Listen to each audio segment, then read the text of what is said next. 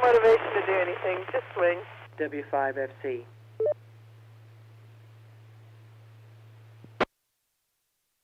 This is N5BB. Well, last December and January, so coming up on nearly a year ago, I got caught up on lots of vaccinations. So I had 2 Shingrix. First time I've had the Shingrix vaccine, but I wanted to get it since I had shingles and don't want to catch it again, because you can get it a second time. So I had the Shingrix vaccine, just 2 shots. I had the TDAP.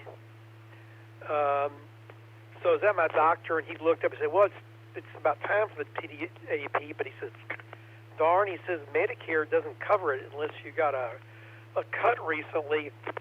And I showed him, and I just accidentally the previous day I'd cut my arm, had a little, inch-long slice on it. He said, oh, yep, that's sufficient. So I got the TDAP, tetanus and all that, diphtheria and all that kind of stuff. I guess booster, because I'd had it before, but yeah. And I got the senior heavy-duty flu vaccine, and I also got the pneumococcal thing, the multivalent pneumococcal vaccination. And then, not too long after that, I got my 2 Moderna COVID vaccinations. So I had a lot of people shooting things in my arm there a year ago. And I've had my flu vaccine this year, several weeks ago, and now the COVID thing. So I'm okay on my shots. If I was a dog, I could go play with other dogs in 5BB. NT5TM. Go ahead, Tony. And speaking of dogs, I'm staring at 2 coyotes that are about, 50 yards away. And they're looking at me, too. I hope they're not interested, but I'll let you know. Cat5GRH.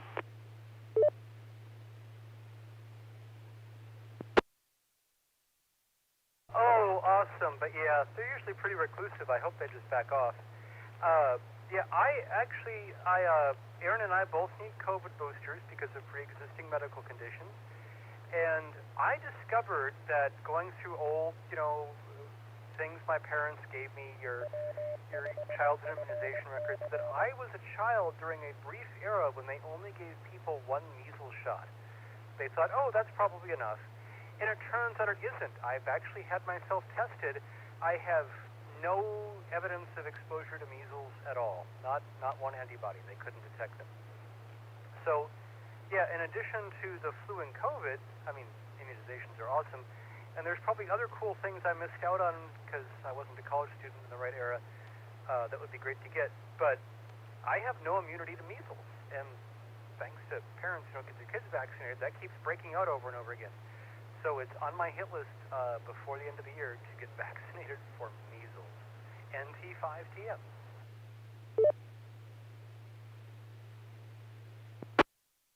I got my measles. Well, I'm a kid of the 60s. I entered 1st grade in fall of 1960. So back then, there wasn't a measles vaccine, and there wasn't a chickenpox vaccine. So I got measles and chickenpox. I also got scarlet fever, which is strep bacteria in your blood. It's pretty nasty. Don't get scarlet fever in 5BB.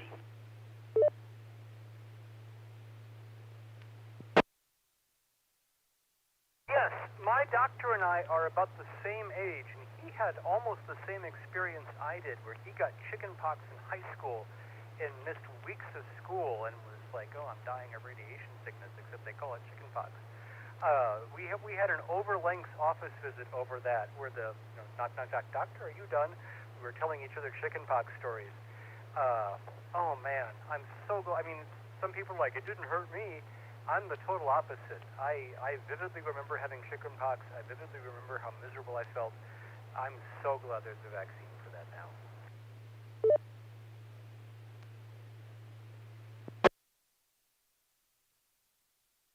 Yeah, I asked my mom, and she said I didn't get any of those childhood diseases, so I'm glad I didn't. But to do the EMT class, I had to get every single one of them all over again, every shot. Practically ever invented. KF5GH. Well, I was before they had diphtheria vaccinations, or the MMR, the measles or mumps and rubella and all that stuff. But I had the mumps, the measles, and chickenpox, as well as scarlet fever, which is a bacteriological thing. So I had all those things. I did not have polio, but I did get the polio vaccine when I was, I think right before I entered first grade or something. And I have several friends that are older than me that got polio back in the 50s. And there was one kid in my elementary school, at least one, that was in my grade that I'm pretty sure he had polio. He had a leg brace. N5BB. I'll let you guys go. It's net time. N5BB clear.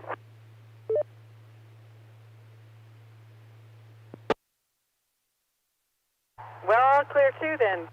GH, waiting for Skynet.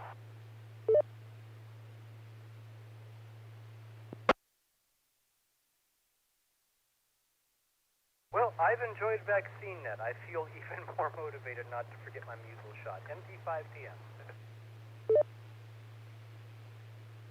Well, if you talk to people who were around during the polio scare, or that had themselves or a member of their family or close friends that had polio, you will understand that you don't want to get polio.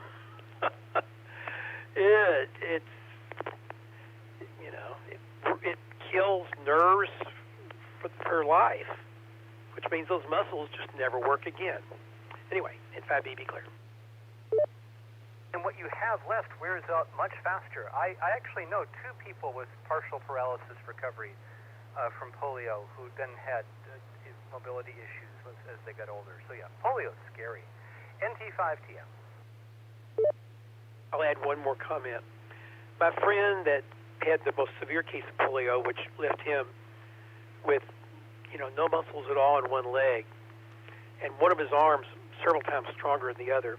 He told me they'd done a nerve conduction on him years after he had polio.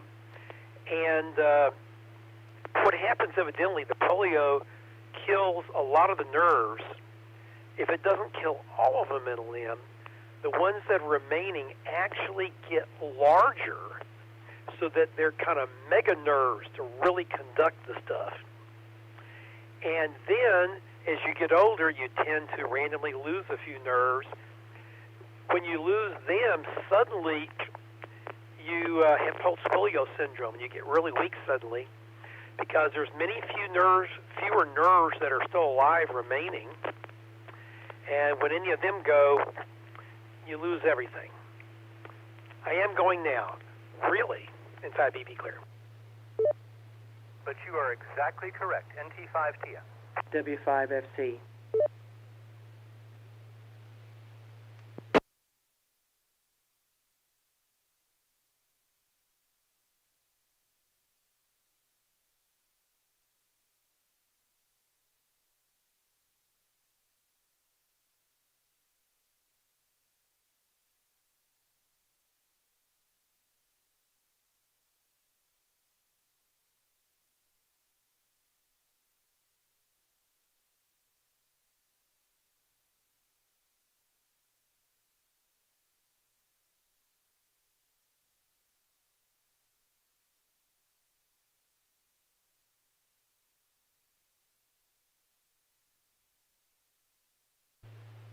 Mr. Chairman, I need to make myself very clear. If we uplink now, Skynet will be in control of your military.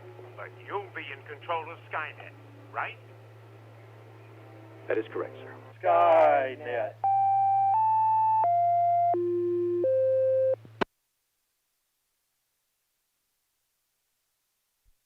And it is 9 o'clock, and it's time for Skynet. Does anyone need to use the repeater before we begin?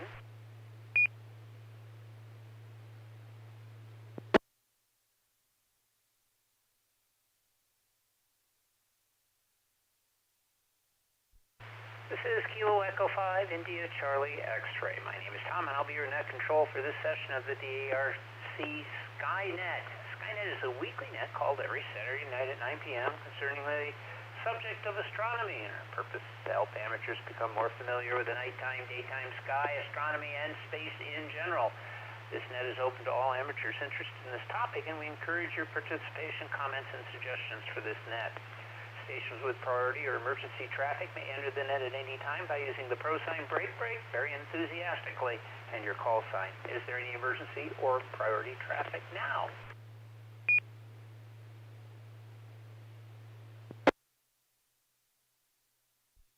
This is a directed net, so please do not transmit without direction from net control. That would be me this evening, and stations are reminded to ID at the end of their transmissions. This weekly net operates on this frequency with a PL tone of 110.9er. Check-ins via Echolink are also possible using the W5SC-hour station ID or Echolink node 37247. Tonight's topics, astronomy charts, pictures, and live audio-video links are available online. Just go to the club website, w5fc.org, right now for a complete list. And remember to tell others about this popular net. All amateur operators are welcome, and you need not be a member of any amateur radio club to participate. Net is about 90 minutes long and structured in several parts. We have general announcements, Texas Astronomical Society of Dallas events, National Space Society events, discussion topic of the evening, Was Up, space exploration and space history, Constellation of the Week, space launches for the week, recent astronomical discoveries, visible satellite passages over the next couple of days, and time permitting, astronomical Q&A in a 73 round. So let's get started with low power short time check-ins. If you're one of those, please come with your call sign phonetically, your name, where you're transmitting from. Let me know if you're low power short time.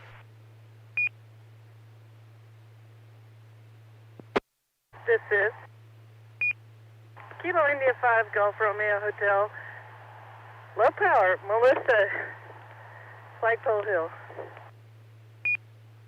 November 5 Sierra, Quebec Alpha, Ron, beautiful downtown Dallas, short time.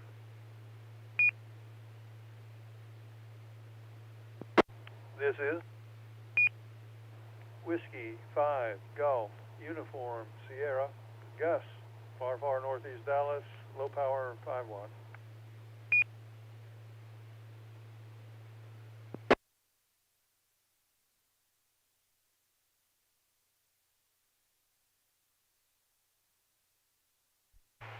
Okay, we've got KI5GRH, Melissa, low power over Flagpole Hill, I believe. And I got N5SQA, Ron, Dallas, short time. I got W5GUS, Gus, far northeast Dallas, low power. Anyone else, low power, short time, please come with your call. Name, location, and low power, short time. This is Whiskey Bravo number 4, Mike Foxtrot India, WB4MFI, Ted Dallas, low power, Notre Dame, 28, Virginia 0.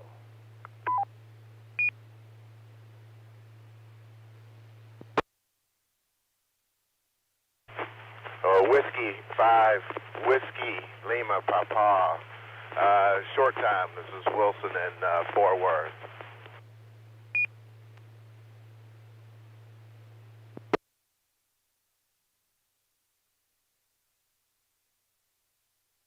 Usually I don't see John in.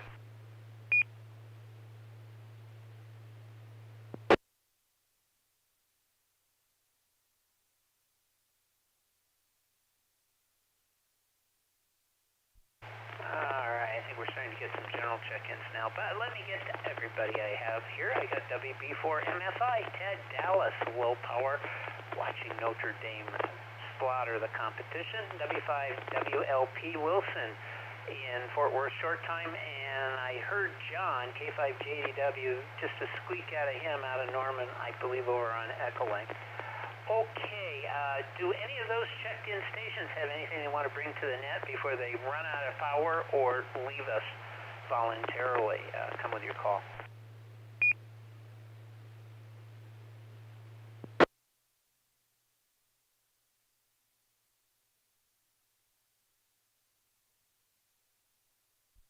All right, hearing none, let's go ahead and take general check-ins. Please come with your call sign phonetically, your name, where are you transmitting from?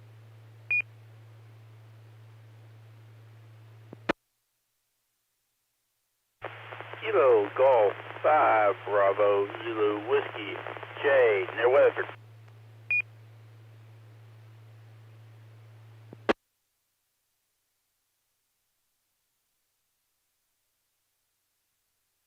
This is Alpha Golf 5 Papa Mike, Rich in Rockwall, AG 5 PM.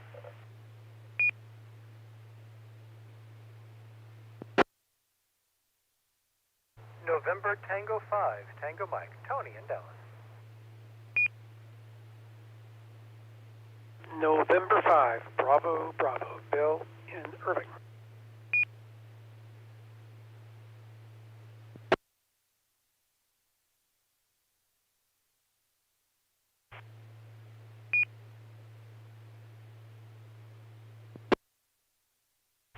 Kilo Foxtrot 5, Juliet Hotel Alpha, Chaz, Mesquite.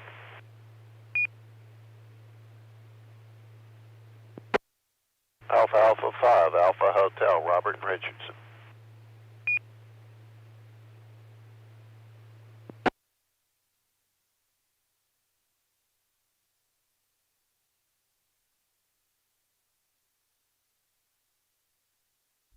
Okay, they're starting to trickle in a little bit. Let me grab the ones I got. I got KG5BZW, that's Jay near Weatherford, AG5PM, Rich in Rockwall, NT5TM, Tony in Dallas, N5BB, Bill in Irving, K5JJ, Chaz, Mesquite, AA5AH, Robert in Richardson. Additional check-ins, please come out.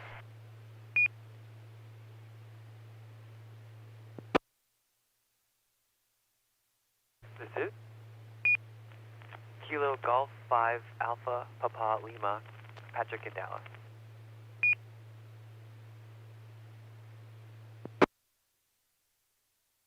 India 5, Golf Bravo Tango, Chris and Godley, Echo Link.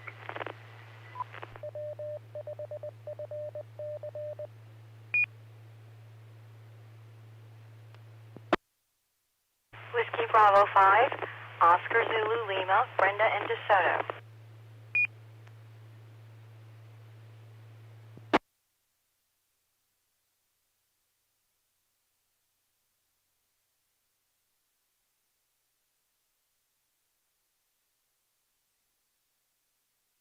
Pick up three more. I got KG5APL, that's Patrick in Dallas. KF5GBT, that's Chris somewhere.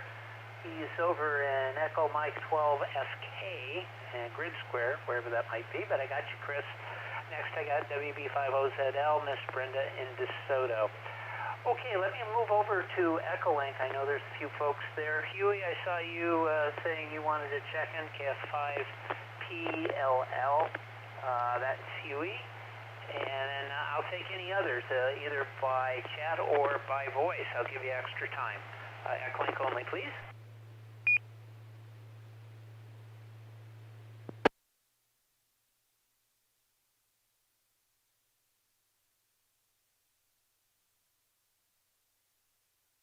Golf 5, Zulu Mike Golf in Arlington.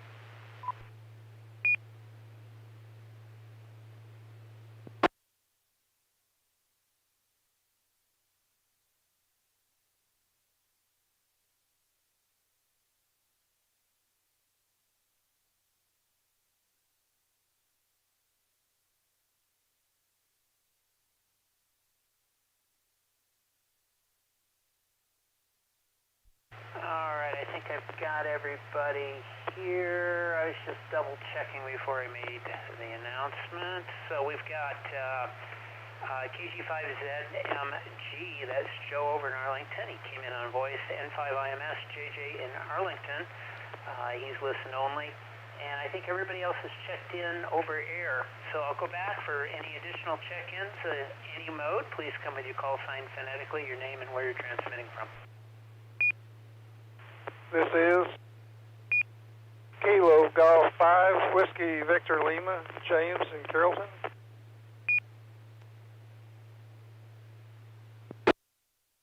Kilo 5, Golf Lima Delta, Randy Rowlett.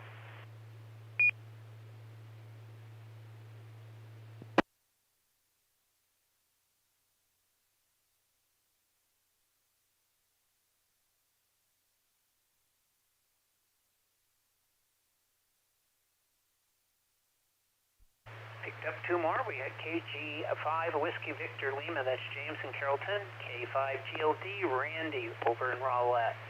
All right, let's see here. We've done Echo Links, did an open round. Now it's time for general announcements. Do we have any announcements for this evening's net? These can be of ham astronomical space or of general interest to licensed hams. Please come with your call.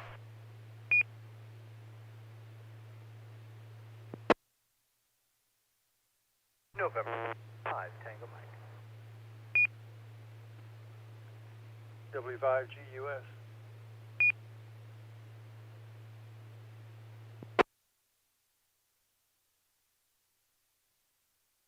Dylan, if I've Gulf Romeo Hotel.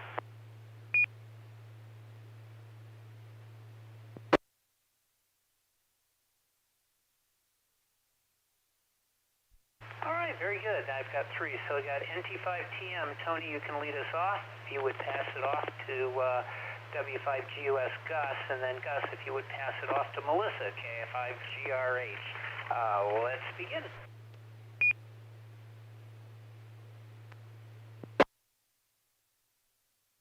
Well, thank you, Tom. Of course, we've all heard this before, but I would like to urge everyone who has not done so already, if you can volunteer for Turkey Trot of the Dallas Marathon, please do. Both events are still short of people.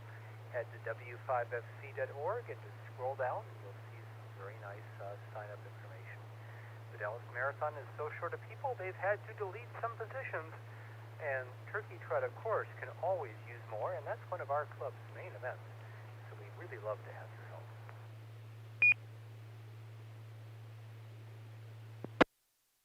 Turkey Trot is, of course, Thanksgiving morning. You will be home in plenty of time to either cook or eat a great Thanksgiving meal. And the Dallas Marathon will be on December 12th. And that event also is usually done pretty early in the day. Marathon runners get overheated very easily. They have to get up at the crack of dawn. If you're not volunteering for either event, or even if you are, or if you don't know what I'm talking about, it doesn't matter.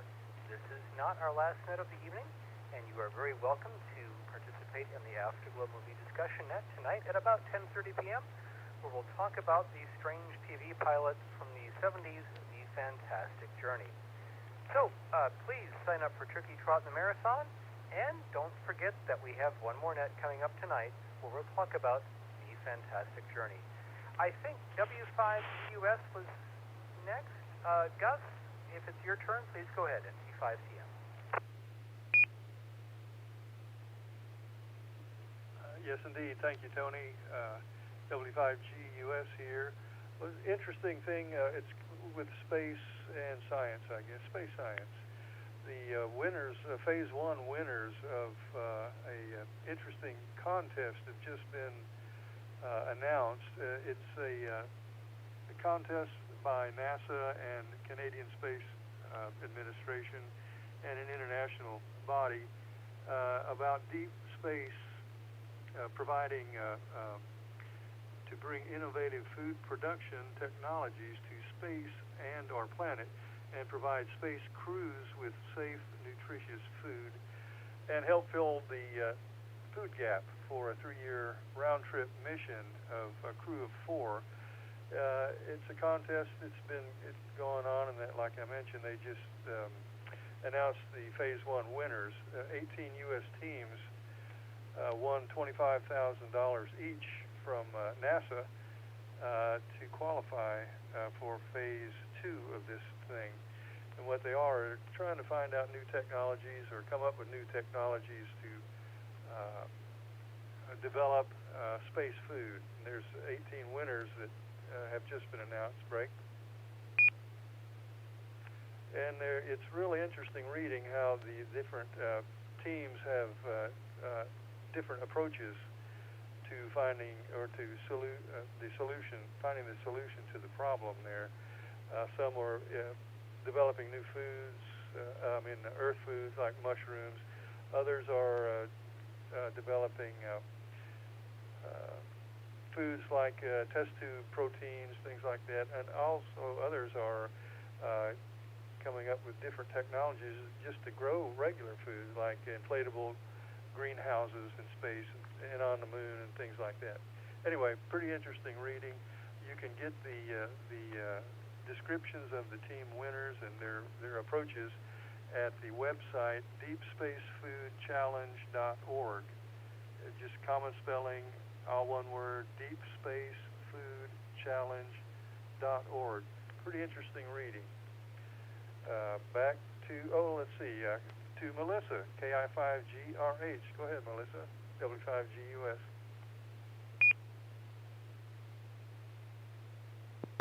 Well, thank you, Gus. KI5GRH, Third City Simulation Radio Network, is having a race ourselves this coming Friday. So if you'd like to join us and take a position, net control, lead, water stop 1, water stop 2, sag wagon, medic, tail end Charlie, race director, we have lots of positions open. If you'd like to join us on our version of the turkey drop, I call it turkey drop, / marathon, join us Friday. If you've never tried out a public service event, well, you won't see one like this one, and it's going to be fun.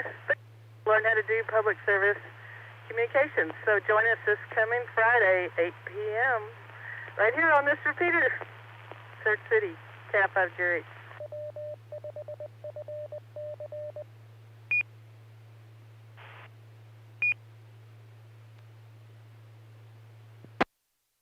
All right, very good.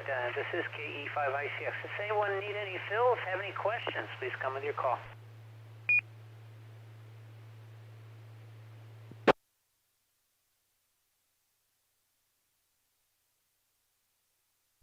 Okie dokie, let's see. Let me go through some of the net stuff that we've got. Dallas Amateur Radio Club hosts a bunch of nets we have on Mondays. The first week, Ham Fixin's net, which is the cooking net. That's at 7 o'clock. Second week is MCOM 101. That's Kevin, N5KRG. He does emergency communications, non-denominational. If you're interested in maybe getting involved with a served agency somewhere, it's a good place to start. That also at 7 o'clock on Mondays. Third week is a second helping of Ham Fixins. The fourth week is GeekNet. That would be Tony, NT5TM. He's the guy you just heard. Anything and everything geeky, not just ham radio, but everything else as well. And then sometimes we have a surprise net. If there's a fifth week, a Monday, that is the surprise net. If we told you what it was, it wouldn't be a surprise. Those are Mondays. Tuesdays we have AMSAT East from 8 p.m. Question and answers about amateur satellites. How do you get hooked up and what you do? That's on Tuesdays. Fridays we have the Third City Simulation, which you just heard about, how to do an event, a public service event. That should be interesting. Every Friday, 8 o'clock is the regular time. Daily we have the ARRL National Traffic System Training Net at 6:30. If you're interested in being involved in a formalized net, which could be on HF as well. So if you just recently got your general license, but are unfamiliar with a formalized net, this is a great way to find out how to do it. You can make no mistakes because it's a training net.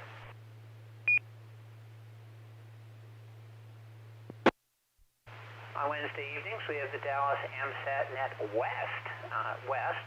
That's at 9 p.m. on the Arlington repeater, which is 147.140 megahertz with a PL tone of 110.9er. a positive offset, by the way. That one is also Tom, so if you miss them on Tuesday, you can catch them on Wednesday.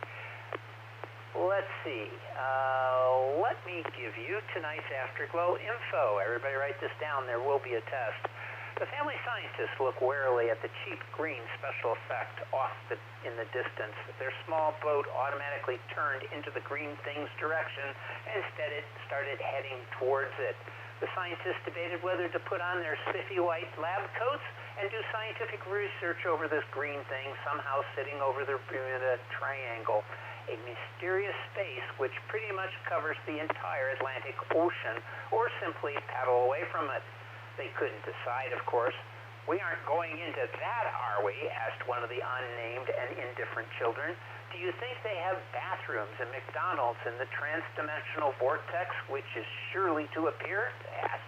Everyone knew the story, even though the vast majority of people traveling in the Bermuda Triangle never encountered any supernatural events. Scientists and unprepared dysfunctional families with super smart children would nearly always end up in a trans-dimensional adventure, usually culminating with getting stuck on some island with dinosaurs, talking apes, shipwrecked millionaires, and off-course crashed astronauts. What they weren't prepared for was Roddy McDowell, which strangely didn't appear in any part of the movie, even though he's one of the stars, is found unconscious and his empty wallet tossed aside. If I were you, I'd let sleeping McDowells lie.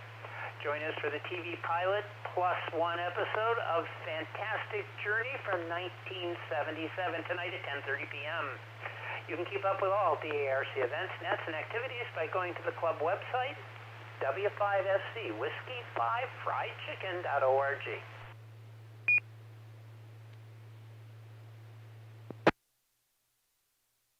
Okie dokie. Let me see here. I'll go ahead and pause and see if there's any additional check-ins. Anybody like to join us? And you may be out there listening and have not yet. Please come with your call sign, phonetically your name and where you're transmitting from.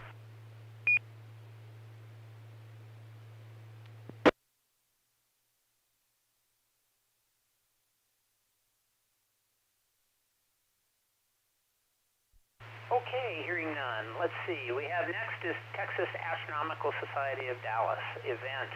So I'll open it up. I know there's at least 2 people checked in from TAS, but I'll take either one of them or anyone else who would like to do TAS announcements. Please come with your call.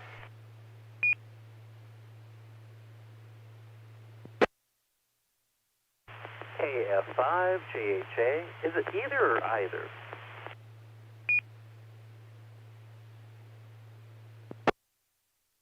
Is it potato or potato? It doesn't matter because Mr. Spuds is ready to tell us about Texas Astronomical Society. Chaz, please go ahead. Oh, if it's Mr. Spud, I have eyes on all of you. If you don't know about potatoes on ice, oh well. The next Texas Astronomical Society of Dallas Club meeting will be held on Friday, November the 19th at 7:30 p.m. This will conflict with the turkey drop that's on this repeater, but the meeting for TAS Club members is for members only. It'll be held on Zoom. You can do both at the same time. I multiple task all the time during Skynet. The featured event for the TAS meeting will be a swap meet. Have something to sell astronomical, want to buy something astronomical. It was held virtually last year and it went pretty well. TAS Club members will receive an email to a Zoom link meeting in advance of the meeting. And the Saturday night public observing sessions that TAS has held in the past have been placed on hold. Again, they only had a couple of them before it went to hold status again. Of course, that's because of COVID. One of the reasons that Skynet was picked to be held on Saturday nights was so that there was an opportunity for live reports from the TAS public observing sessions that are also held on Saturday nights. Check the TAS website, texasastro.org, for updates, information, and details about meetings and public observing sessions. Hopefully we can get through this and start doing live sessions again. This is Chaz, KF5JHA. Oh, before I give it back to the Net Control, I have a question from Net Control. Have we ever done trimmers on the Afterglow movie? If not, I'd like to vote for that one.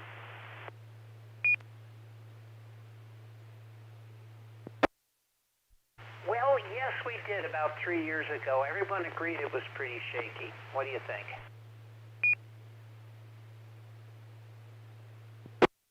You know, there's 6 of them, so we could go through the rest of them if you want. KF5JHA.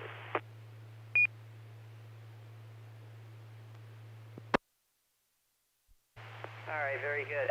Now I really am worried. I am shaking in my boots. There's more than one Tremors movie. Who would have thunk it? I didn't think there was enough in the first movie, but it wasn't. I don't know. It wasn't bad. All right. Next up is National Space Society events and activities. That would be Bill. I believe he is checked in. Is he checked in? Did I see him? Yes, he is. He's number 11 on my list. Bill, N5VB, you got something for us on National Space Society? But I am not a number. This is N5VB. Yes, so I am the membership director of the North Texas chapter of the National Space Society. If you have any questions about the National Space Society or our local chapter, you can reach me at either n5bb@arl.net or space@byrom.net. That's SPACE at BYROM.net. We're still kind of partially shut down by COVID with regards to National Space Society events. We have only done a couple this year. One of them was Moon Day, and one of our members got a breakthrough infection there. But we've also done a small event at the Irving South Library. But other events are kind of on hold until the COVID numbers go down and a few more people get vaccinated. Cross your fingers. But so we're still doing nearly all of our meetings virtually. Our November meeting is tomorrow afternoon, Sunday afternoon. The WebEx session opens at 3:30. The presentation starts at 4 p.m. This is N5BB. And we have a very interesting speaker from Johns Hopkins University. We have Dr. Andy Rivkin. Dr. Rivkin is one of the co-leads for the DART investigation team. DART is the Double Asteroid Redirection Test mission, which is, I believe, still scheduled to launch on November 24th, early in the morning. Last time I checked, it was November 24th was the date they were looking at. And it's going to go to 2 asteroids which are orbiting each other, and it's going to lock into one of them and see if it can change its orbit. And they're going to do a lot of verification of that. So Dr. Rivkin will be giving us a presentation about that, which is really cool. So again, if you want to participate in this, I'll be glad to let you get a free pass. You can do so by registering at space.cent.com. That's http://space.cent.com. So I repeat, space.cent.com. And there you'll find a registration form. If you don't see the registration form, click the register button, and the registration form will pop up. Make sure you have any pop-up blockers you may have to disable there. And you can register there and attend our meeting tomorrow afternoon. And hear Dr. Rivkin. Believe that's it for now. This is N5BB.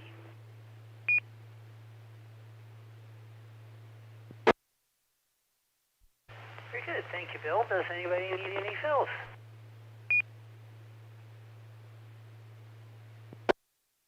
Okay, BZW.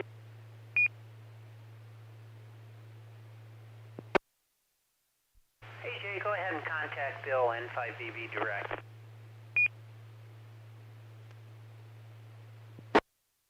Okay, I was actually, while you were talking about Space Society, I was trying to figure out under which email address I need to search to find the registration. And then, in the middle of my registration, I was registering from webex.com because, you kind of surprised me about the space.sense.com, or what space. I totally missed that. I was in the middle of the other registration. I hope the other registration works, but if you could one more time, please, go through registration. Thank you. KG5BW. Okay, Jay. Well, you're a member of National Space Society North Texas chapter, but that makes no difference. Space.cent.com is something I set up, which is simply a redirection. If you click on there, it goes to that WebEx registration page. It's just the WebEx registration page is a very long URL, so I can't give that on the air. So that's why I made a redirection page, space.cent.com. Just go to that page. If you don't see the form, click on the register button, and then you enter whatever email address you want to use, and the actual credentials to go to the meeting will be sent to you to your email. So you register with your normal email address, whatever one you want to use, and this WebEx system will send you all the information to your email address. So I hope that's clear. That's just a redirection site I set up to make it easy in 5BB.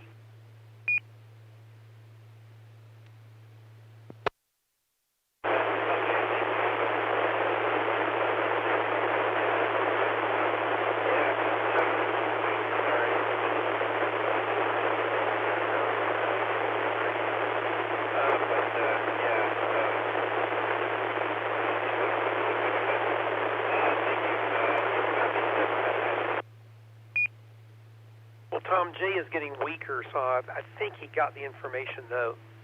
By the way, Dr. Andy Rifkin, our speaker, also plays around with music. He's got a Bandcamp page, and he's got a short song called "This Is My Circus, These Are My Monkeys." He's my kind of guy, being brave enough to sing a little rock song called that famous little phrase, "This is my circus, these are my monkeys." That's all we got, Tom, in 5BB.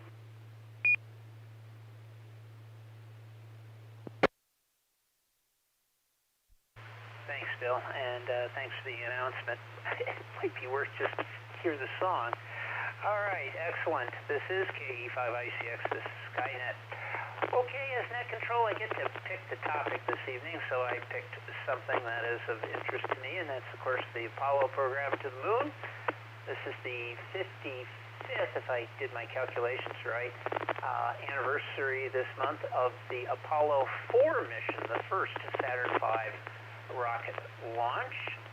It was unmanned, and I got a little ditty on it here that, I don't know where I got it from, but here it goes. I'll just go ahead and read what I have. 55 years ago this month, NASA's Kennedy Space Center in Florida experienced the roar of a rocket from Launch Complex 39 for the first time.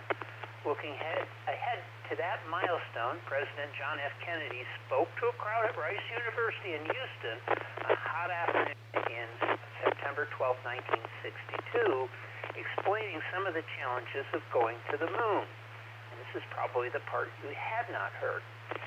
If we shall send to the moon 240,000 miles away a giant rocket made of new metal alloys, some of which have not yet been invented, capable of withstanding heat and stresses several times more than have ever been experienced, fitting together with a precision better than the finest watch, then we must be bold.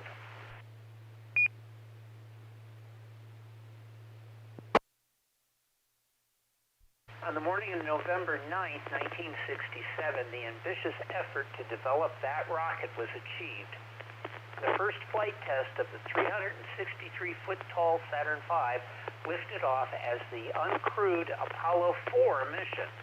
The rocket's power of 7.5 million pounds of thrust reached the Launch Control Center, or LCC, press site, and spectators, all 3 miles away, shocking even veteran launch viewers. From his broadcast structure, CBS News commentator Walter Cronkite reported that the building was shaking and that he and a producer were holding the glass window behind him. NASA's public information chief, Jack King, who served as countdown commentator, expressed a similar reaction. He says, "At liftoff, the vibration from the Saturn V showered us with dust and debris from the ceiling of the Launch Control Center, which was brand new at the time," he said. Dr. Hans Grun, director of Kennedy Launch Vehicle Operations, also was in the LCC. "I hope the Vehicle Assembly Building, or VAB, doesn't get any cracks," he said afterwards. "It rattled pretty hard, and a cheer went up in the control room after liftoff." The celebration followed years of development for the launch vehicle required to meet President Kennedy's goal to land on the moon. With it, humankind could take its first steps beyond low Earth orbit, expanding the frontiers of knowledge and opportunities in space.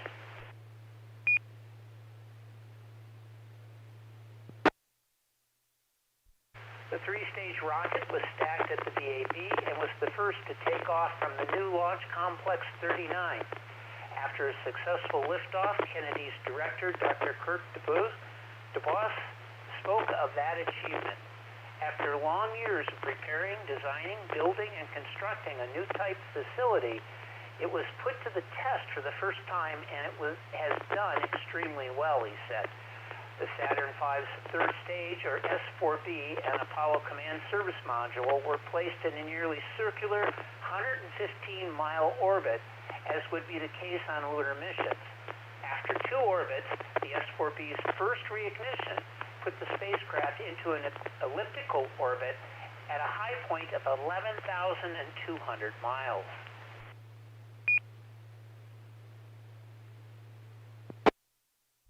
The command module's service propulsion system engine then fired to increase re-entry speed to about 24,900 miles per hour, simulating a return from the moon. After 8 hours and 36 minutes of flight, the command module splashed down in the Pacific Ocean, approximately 10 miles from the U.S. Navy aircraft carrier USS Bennington, the prime recovery ship. It was really an expert landing all the way through, from lifting off exactly on time to performance of every single stage, said Dr. Werner von Braun, director of NASA's Marshall Space Flight Center in Huntsville, Alabama.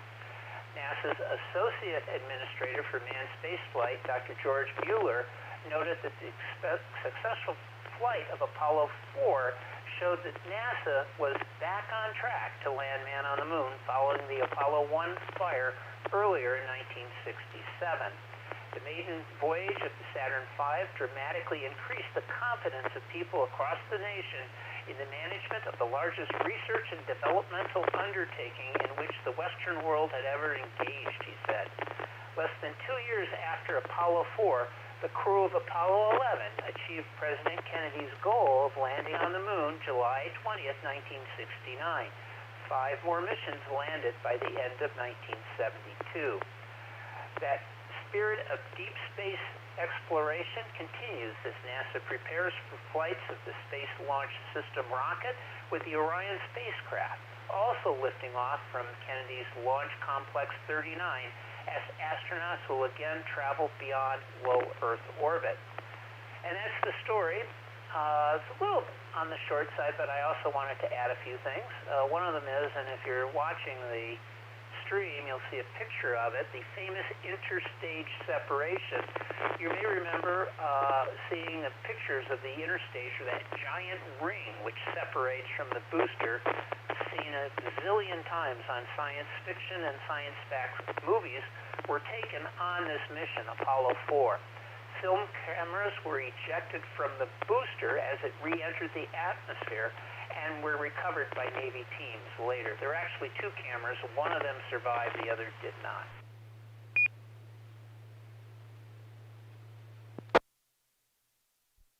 Now, the next thing, you all know that I am a huge fan of roll patterns, particularly on the Saturn V. And I have a picture of that up as well. The Apollo 4 Saturn V was uniquely painted and altered, where areas were found temperatures were increasing in LOX tanks thanks to Florida's sun baking on the black roll pattern areas. The modified scheme then flew on all subsequent missions, and where it's most noticeable is when you look on the first stage where it says USA. There's 4 black quadrants that actually extended up and crossed over into the ridged reinforced area above it, which is where the LOX tank is. So they painted that white, and if you look at the pictures, you'll see it is a different color white. Other portions of the rocket were also altered a little bit. The second stage, interstage, between the second and third stage, got a slight modification, I think because of the same reason, and they reduced the ring size pattern on the S4B as well. So when it did launch, though, it looked very much like all the missions that would follow it.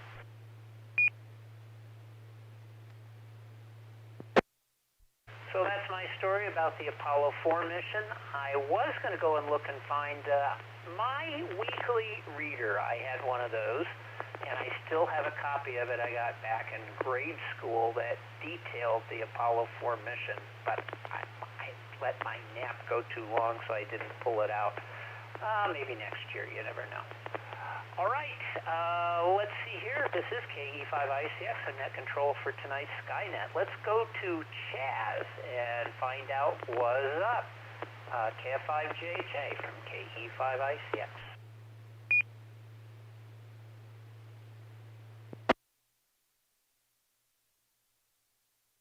Well, good evening, everyone. This is Chaz, KF5JHA, and my degree is in astrophysics. I'm in charge of the astrophysics lab and the geology lab at the Dallas College on the Brookhaven campus, and we call this segment of Skynet was Slide Master. That would be our net control this evening. That was slide number 1. Slide number 2, please. On November the 11th, the moon was at its first quarter phase, so the current phase of the moon is a waxing gibbous. And on November the 19th, the moon will be full, and there's a lunar eclipse. I'll talk more about the lunar eclipse in a few moments. On November the 20th, the moon is at apogee, which is the point in the moon's orbit that is furthest from the Earth. On November 27th, the moon is at its third quarter phase. Slide number 3, please.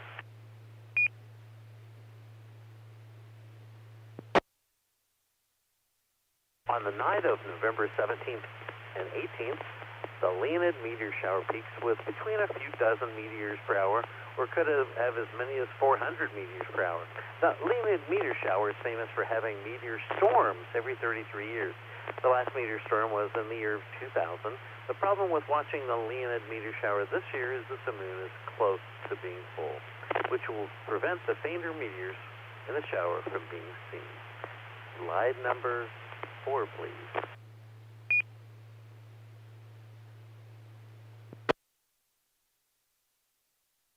Early morning on Friday, November the 19th, there will be a partial lunar eclipse. Actually, this is a lunar eclipse that's almost a total lunar eclipse. 97% of the moon will travel into the Earth's umbral shadow, so most people will see this eclipse as a total lunar eclipse. The moon will enter the lighter part of the Earth's shadow, called the penumbra, at 12:02 a.m. Central Standard Time, just a few minutes after midnight. This will be difficult to be noticed by most people. At 1:19 a.m. Central Standard Time is when the moon begins to enter the darker part of the Earth's shadow called the umbra, and that's very noticeable. At 3:04 a.m. Central Standard Time, a little over 97% of the moon will be inside the umbral shadow, and this will be the middle of the eclipse and also the eclipse maximum. At 4:47 a.m. Central Standard Time, the moon will leave the umbral shadow of the Earth, and at 6:04 a.m. Central Standard Time, the moon leaves the penumbral shadow. But the last part of the eclipse won't be visible from Dallas Metroplex because of the rising sun and the moon is setting. Slide number 5, please.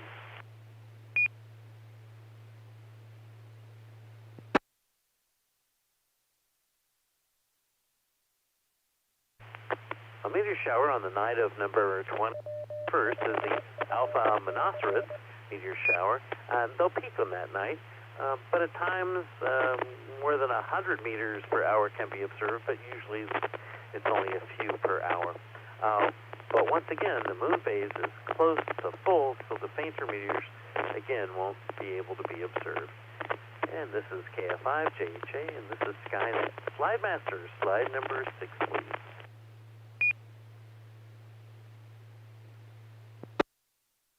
Once again, the Task Club meeting will be held 6 days from now on November the 19th at 7:30 p.m. Task Club members will receive an email link to the Zoom meeting in advance of the meeting, and the featured event is the swap meet. Also, the public observing sessions are on hold until further notice because of the COVID outbreak. If you want more information about TASK, go to texasastro.org for up-to-date information and details. Slide Master, slide number 7, please.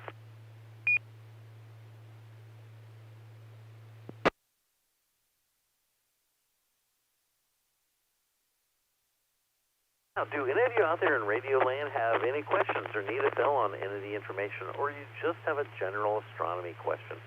I don't know everything, but I may know the answer to your question, or someone else on this net might know the answer. So come now with your call sign if you have a question.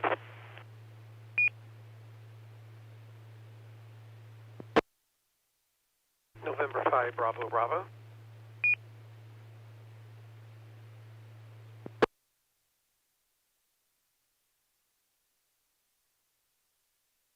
Bill, if it's about what the stars are over your house currently, you don't have a house. You're living in a rental, and your house is being built across the street, but stars are still above where your new house will be. Go ahead, what's your question? Got so many trees I can only see stars reasonably close to being above me, and the viewing is horrible with the street lamps. My question is, I did not get the date for the lunar partial eclipse early in the morning. Early in the morning of what day in 5EB? I thank you, Bill. Yeah, that's early morning, Friday morning, November the 19th. So it's really the night of the 18th, 19th. It's really right after midnight. I mean, it starts 2 minutes into the new day. So early morning, November the 19th. That's a Friday morning. Okay. And where will the moon be at that time? Will it be overhead near the horizon? Obviously, it can't be too far to the west, or we would not be able to see much of the eclipse in 5EB. At midnight, it's going to be the highest it's going to be in the sky, and I'm going to give you a rough estimate. It's going to be around 75, 80 degrees high, so it's about the highest it's going to be in the sky at the beginning of the eclipse, right around midnight. And, of course, from there on, it's going to get lower and lower, and at the end of the eclipse, it's setting. So I hope that gives you what you're looking for. Yes, it does.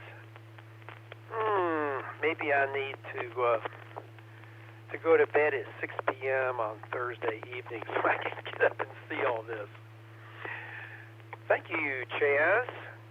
And make sure you order up some clear weather. I think it's going to be clear all week. I'll have to check the forecast. In 5EB. Thanks. Actually, there's supposed to be another weather system coming in Wednesday evening, Thursday morning, so let's hope it's clear by early Friday morning. Okay. All right. So, as the moon waned at the end of October, so do these words for the segment of Skynet. Stay safe, keep well, pray for a world that's the only one where humans live. So until next time, well, actually, I'll be doing another Skynet segment in a few minutes. Keep looking up so you know what's up. And this is KF5, JJ, back to our control. I call him the grandfather of Skynet, KE5ICX. Tom, it's all yours.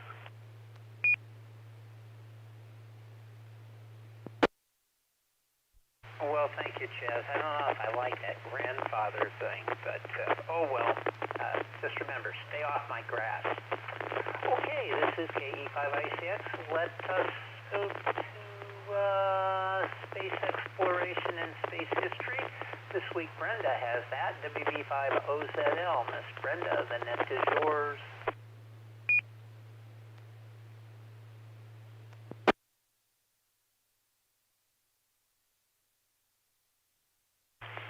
Thank you. This is WB5OZL. Let me find my notes. Okay. And space news. NASA pushes back crewed. That's one with people in it, not lacking culture. Moon landing to 2025 or later. The U.S. will send a crewed mission to the moon no earlier than 2025, NASA Chief Bill Nelson told reporters on Tuesday, officially pushing back the launch by at least a year.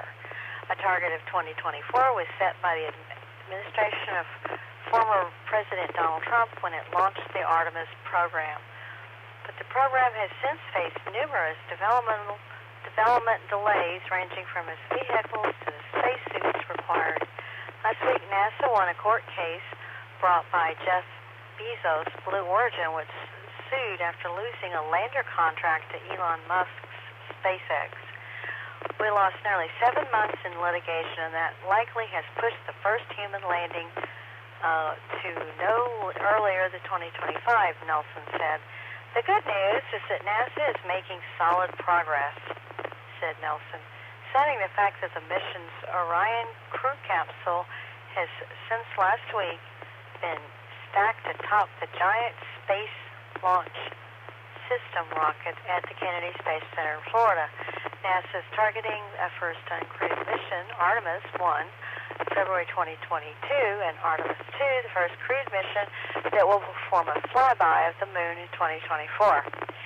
Separately, SpaceX needs to carry out an uncrewed landing to test out the lunar version of its Starship rocket before the same vehicle is used for the crewed landing. Nelson revealed NASA was committed to a total development cost for Orion of $9.3 billion, which encompasses the period between 2012 and 2024, up from the previous estimate of $6.7 billion.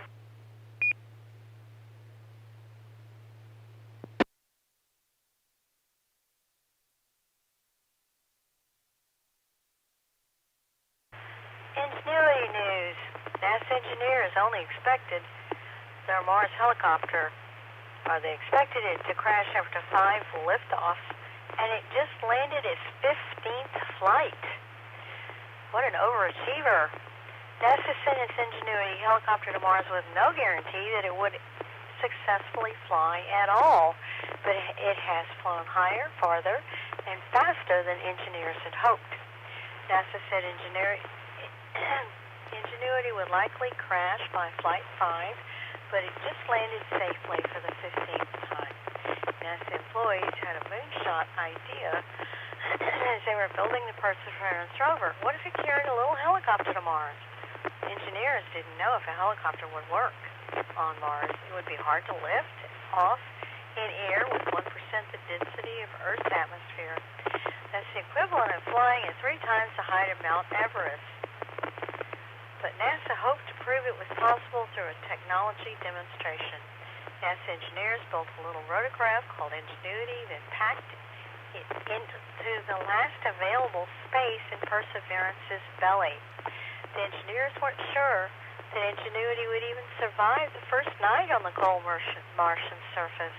They also feared it wouldn't fly when they gave the command or that it would crash during one of its planned flights. But Ingenuity dispels those fears time and again. On Saturday, the tissue box-sized drone completed its 15th flight. NASA is still processing data from the latest aerial escapade, but if the flight went according to plan, that would mean Ingenuity rose nearly 40 feet into the air, then zipped over 1,332 feet of Martian ground in just under 129 seconds.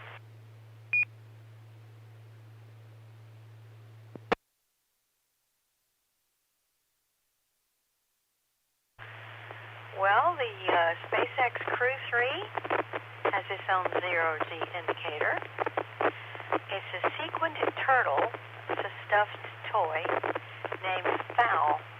She even has a tiny space helmet, and they call her She. I didn't make that up. And she's very cute, and you can order them online. She's kind of rainbow colored, lots of different colors of sequins. Incidentally, astronaut Snoopy is going back to space as the zero-G indicator for Artemis. So we look forward to that. Okay, birthdays. Carl Sagan, November 9th, 1934. Of course, he was not an astronaut, but he became one of the most influential voices in astronomy, earning 22 honorary degrees from U.S. colleges and universities, publishing over 600 scientific articles through his lifetime. His show Cosmos, A Personal Voyage, was the most watched show on PBS for 10 years. I know it had a huge influence on me. Ronald Evans, November 10th, 1933. He flew on Apollo 17. Richard Truly, November 12th, 1937. He was on ALT, STS-2, STS-8, and he was a former NASA administrator. Margaret Reyes Saturn, I don't know if I pronounced that right, November 8th. Oh, I didn't get her. 1947. STS-51D, 40, and 58. Edward Gibson, November 8th, 1936, Skyline 4. Gregory Wiseman, November 11th, 1975, CMA 13M, Expedition 4041. Dale Gardner, November 8th, 1948, STS-8 and 51A. Mark T. Vandehei, November 10th, 1966. Soyuz MS-06, Expedition 5354. Soyuz MS-18, Soyuz MS-19, Expedition 64, 65, 66. Expedition 5354. Soyuz MS-18 and 19. Expedition 64, 65, 66. I think there's some repetition in there. I apologize. Richard E. Lawyer, November 8th, 1932. He was selected for the MOL Group 1, but which, of course, never flew. Space history. November 9th, 1967, the Apollo 4 AS-501 mission launched from KSC in 1967 on the first roll-up test of the Saturn V launch vehicle. The rocket's 7.5 billion pounds of thrust shook spectators in buildings 83 miles away. And, of course, we've heard all about that from Tom already tonight. November 9th, 1961, pilot Robert White became the first person to reach Mach 6. He achieved this impressive feat in the X-15 aircraft. November 11th, launch of Gemini 12, carrying astronauts Jim Lovell and Buzz Aldrin. This marked the end of the Gemini program. All right, back to net. This is WB50ZL.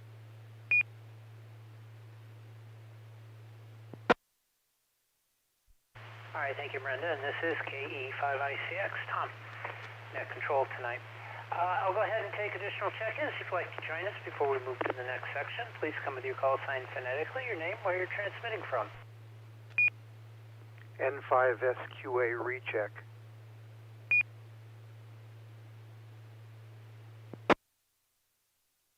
Kilo Bravo 9, 0 Oscar Kilo, Sean in Fort Worth.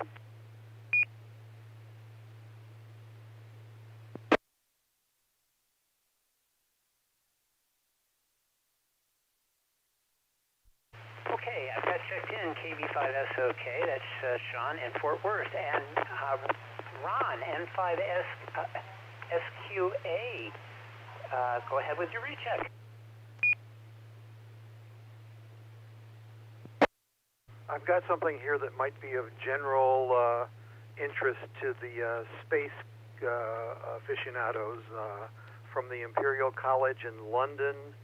Are you interested in that?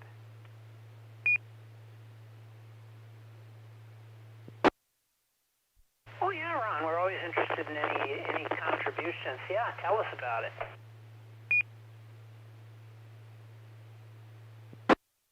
It'll take me about 2.5 or 3 minutes to read the whole thing, so I'm just going to read the first paragraph, and then you can tell me if you want me to continue. The more or less the title of this whole thing is How Best to Make Space Data Audible. Martin Archer, UKRI Stephen Hawking Fellow in Space Physics and Public Engagement, Space and Atmospheric Physics, Department of Physics, Imperial College, London. You are being invited to take part in a research study. Before you decide, it is important for you to understand why the research is being done and what it will involve. Please take time to read the following information carefully and discuss it with others if you wish. Part 1 tells you the purpose of this study and what will happen if you take part. Part 2 gives you more detailed information about the conduct of the study. Ask us if there's anything that is not clear or you would like more information. Take time to decide whether or not you wish to take part. Thank you for reading this. Break. I can go on. It'll take me another 1.5 minutes to read the whole thing. What do you think, Tom?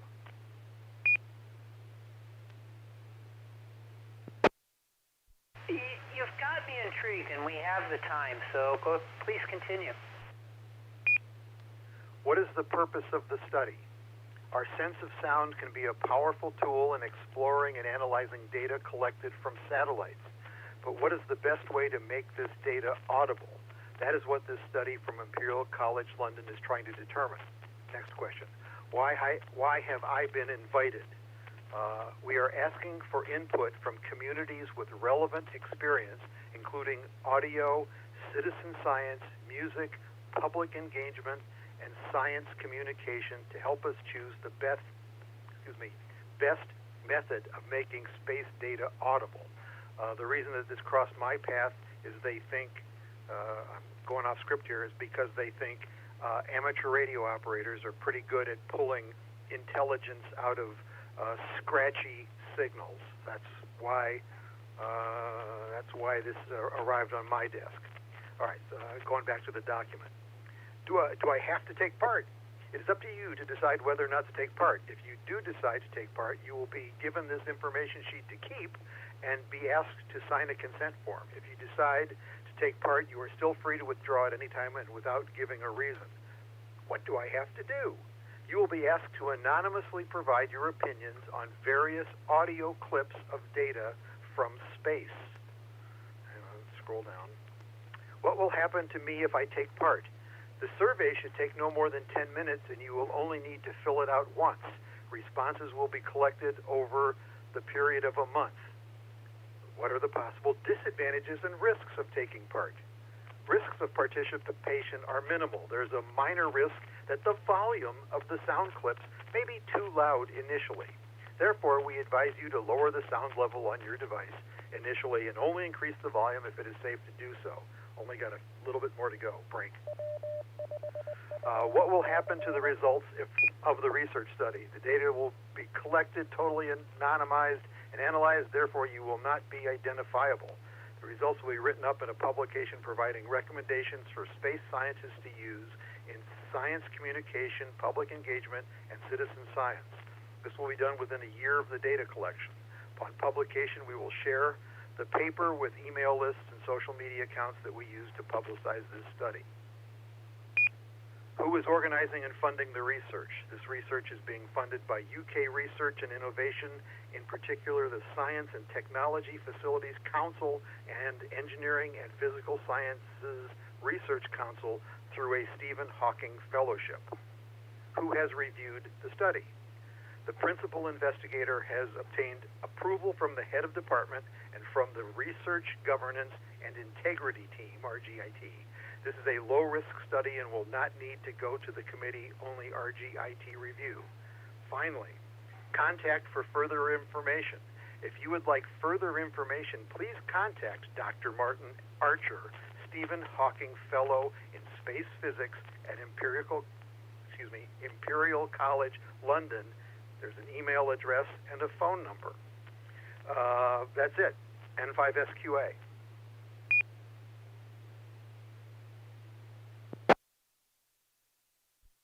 All right, thank you, Ron. Does anybody have any questions about Ron's induction into this audible exercise?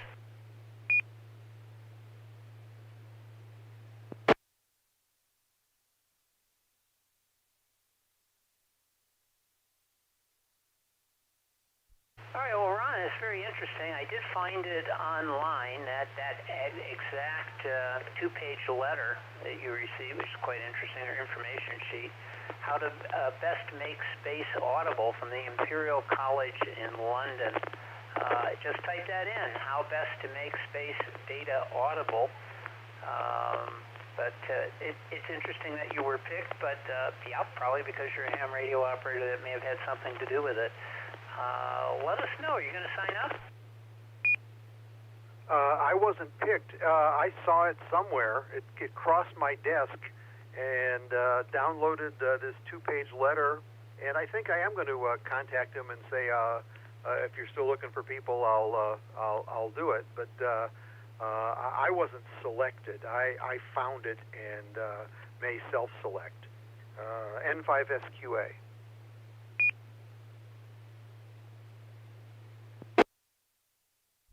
All right, well, very good. Yeah, well, it's published online, and you found it as well, so yeah, it should be interesting.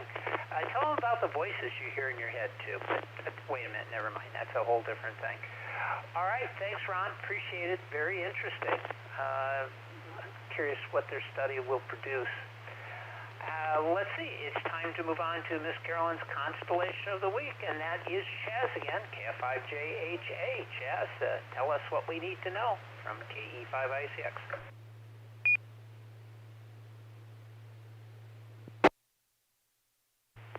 Yes, thank you, Tom. This is Chaz, KF5JHA. Hey, Ron, if you do participate in the program, please let us know as time goes on what they come up with.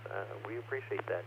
And Tom, for the voices in my head, well, never mind. Okay.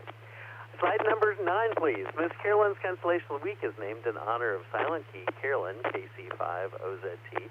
Carolyn contributed to Skynet each week, almost from its beginning in 2012 until May of 2019, with a detailed look at one particular constellation each week.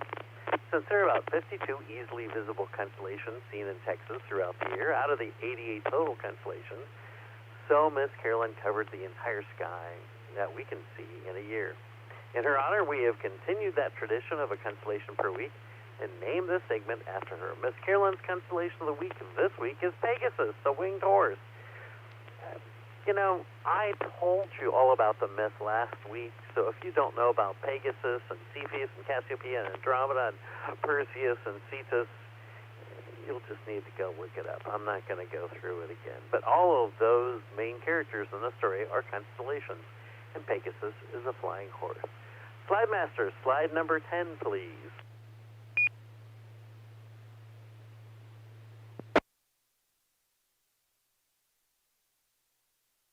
This, I'm sure, is the reason why all of you stay up this late.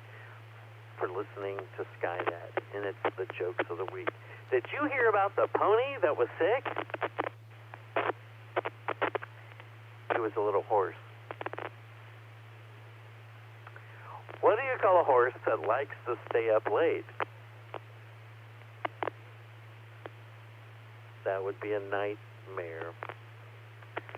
Why do cowboys like to ride horses? Because they're too heavy to carry.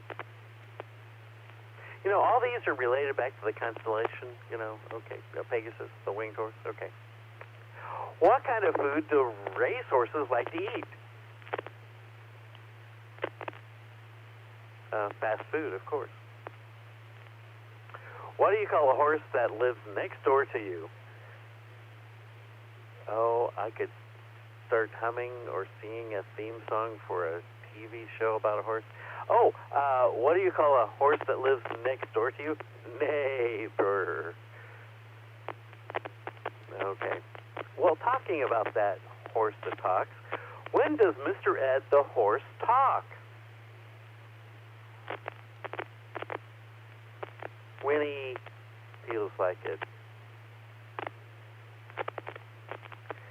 I hope you enjoyed those. And this is KF5JHA if you like them. If not, my call sign is KE5ICX.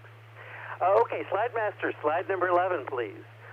M15 is a globular cluster, star cluster, located just 4 degrees from Enos. That's the nose of the flying horse, Pegasus.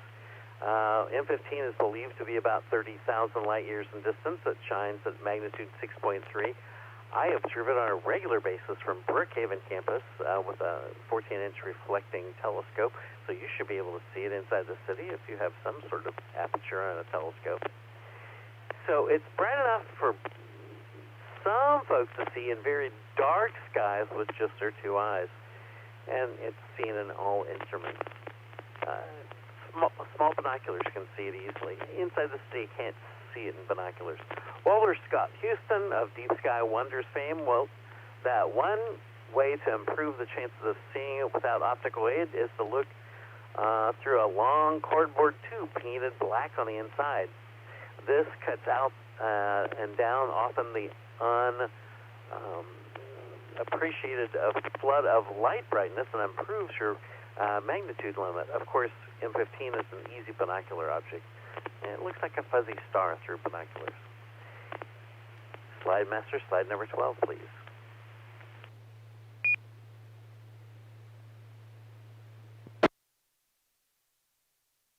NGC1 and NGC2, Dave Hutchinson, in his Past Spectrum article, writes that many amateur astronomers know that M1 is the Crab Nebula in Taurus.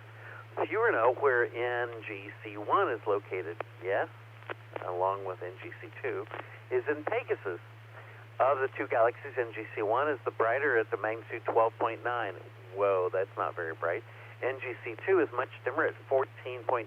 That's pretty dim. The 2 galaxies appear very close together in the sky, and they may be observed in the same field of view. Both of them are spiral galaxies. NGC2 is so dim that Dave Hutchinson writes that he had to use averted vision to see it, even with a 24-inch telescope at the Lone Star Observatory. Wow. Slide number 13, please.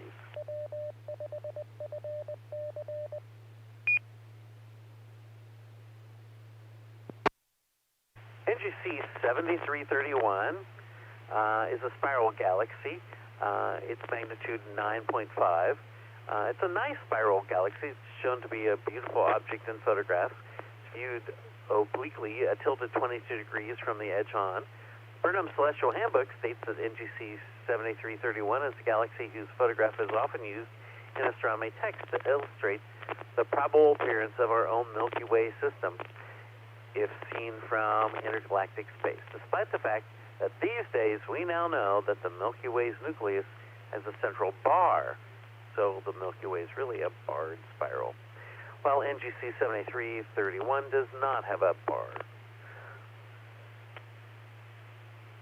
NGC 7331 is still referred to as a twin galaxy of our Milky Way by many scientists. NGC 7331 and its nearby companions are often called the Deer Lick Group. Interesting. Slide number 14, please.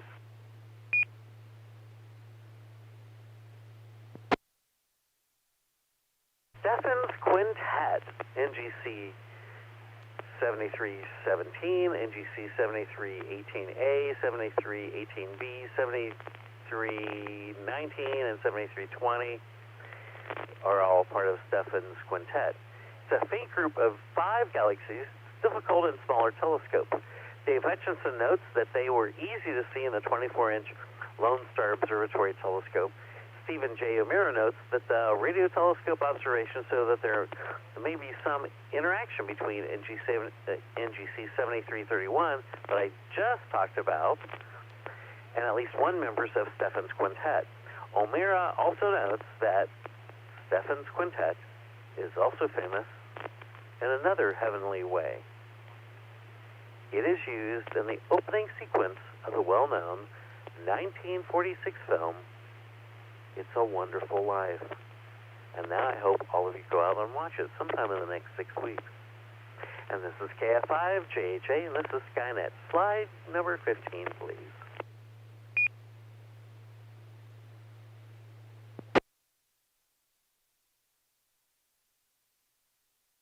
Oh, I like that, JJ. I'm looking over here at Echolink. How mobile is Pegasus?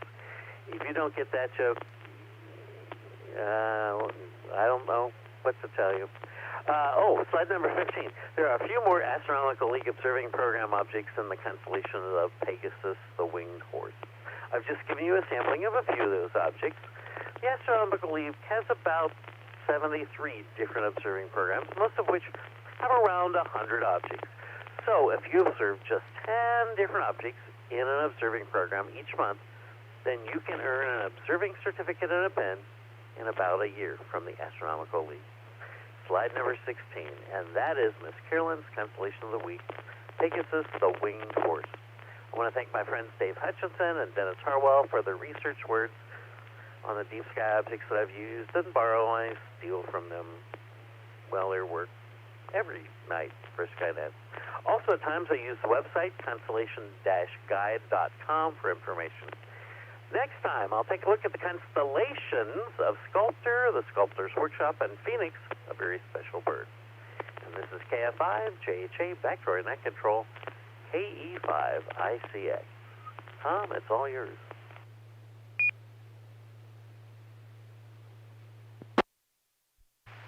Thank you, Chaz, for your 2 segments this evening. They're most appreciated.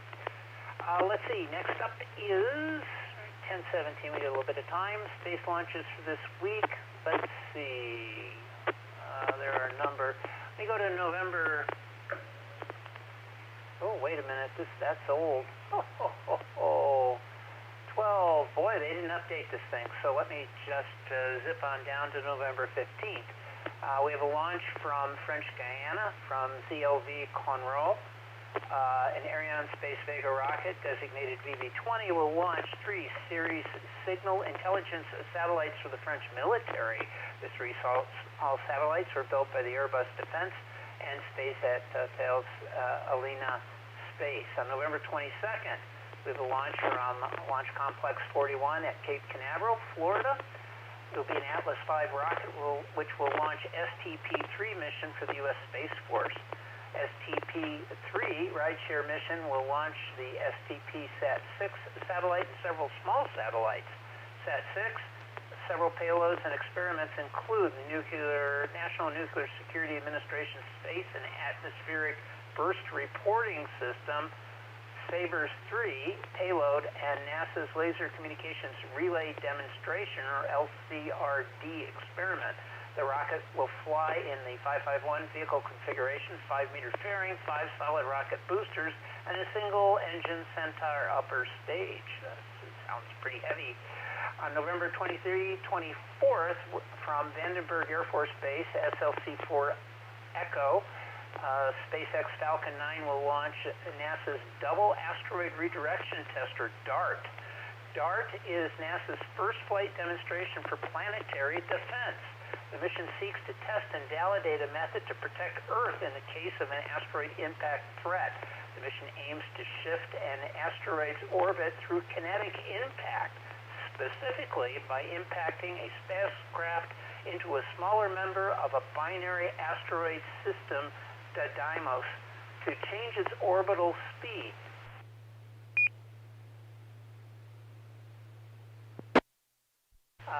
No space miners on this mission, by the way. Let's see here. What time we got? 10:20. Soyuz mission from Baikonur Cosmodrome, Kazakhstan. Soyuz rocket will launch a Prikal module to the International Space Station.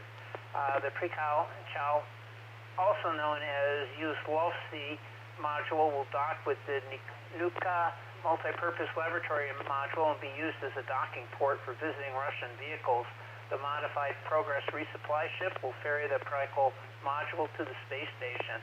The rocket will fly in the 2.1B configuration. And let me do this one, November 30th, December 1st, another Soyuz mission, Galileo 2728. This is from ELS Cinemary, French Guiana. The Ariane Space Soyuz rocket, designated BS-26, will launch on a mission from the Guyana Space Center in South America. Soyuz will carry 2 Galileo full operational capability satellites for Europe's Galileo navigation system. They'll use the 2.1B Soyuz STB rocket, which will use a Fregat upper stage.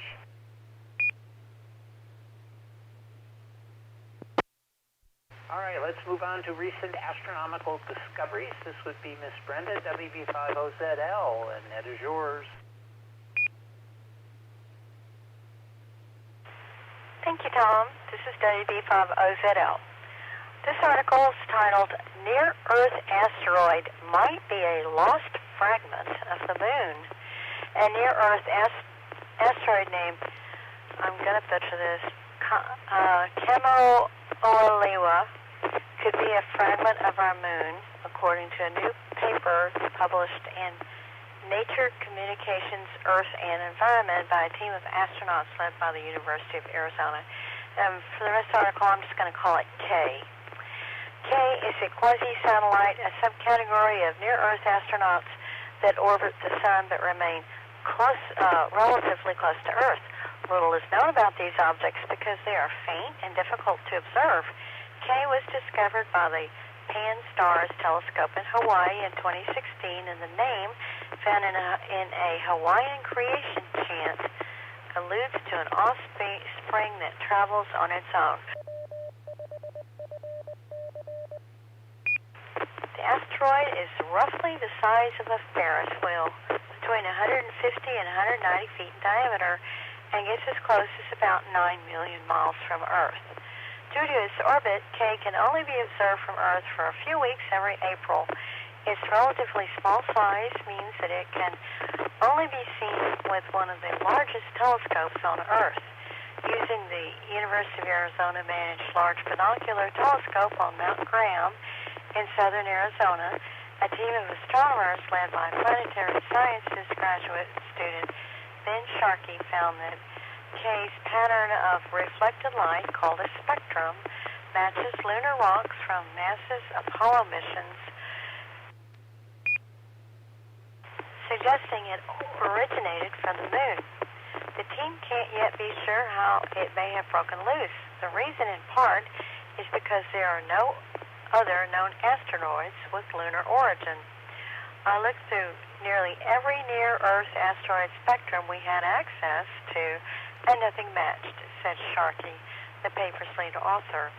The debate over K's origins between Sharkey and his advisor, Arizona Associate Professor Vishnu Reddy, led to another 3 years of hunting for a plausible explanation. We doubted ourselves to death, said Reddy, a co-author who started the project in 2016. After missing the chance to observe it in April 2020 due to a COVID-19 shutdown of the telescope, the team found the final piece of the puzzle in 2021.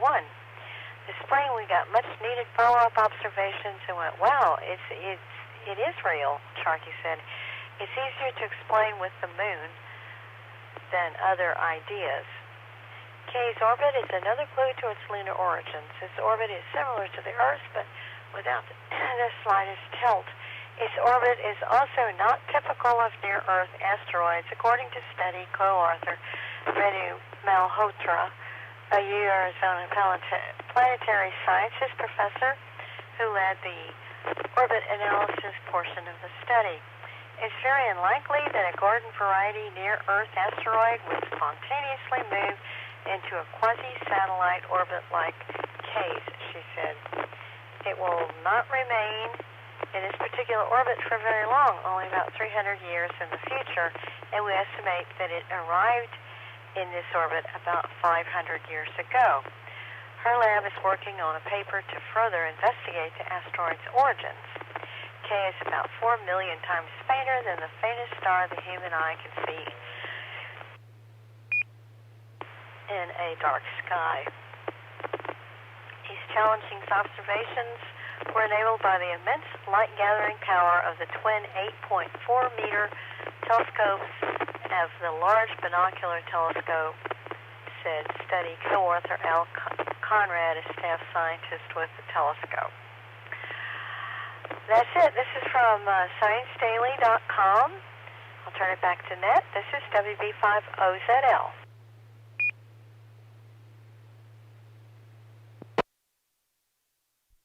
All right, thank you, Brenda. Thanks for the reports and everything you did this evening. This is KE5ICX. Control for tonight's Skynet. We have one final section here, which is satellite passages over the next couple of days. So we'll go ahead and do that. Let's see here. We have the International Space Station has a couple of good passes, November 17th and 18th. When we look at those, make this a little bigger so I can see the doggone thing. It's kind of tiny. There we go, 17th and 18th. So the 17th, minus 2.9 magnitude at 1910 local time. It'll reach its highest point at 1913 out of the west-southwest and will fall to the northwest. It does fall into shadow at 46 degrees, so more or less a quarter of the way around. November 18th is a much more favorable pass, minus 3.8 magnitude at 1823. Local time reaches its highest peak at 90 degrees at 1826 and falls to the northeast at 1828. So that's a very, very good pass. Next up is Tiangong. This is the Chinese space station. Currently 3 tachynauts on board the station, one female, by the way, who just recently did a spacewalk. This would be November 14th, a 1.0 magnitude at 5:43 in the morning at the west-southwest. It'll reach its highest point almost directly overhead at 85 degrees at 5:45 out of the south-southeast, and it'll fall to the east-northeast at 5:48.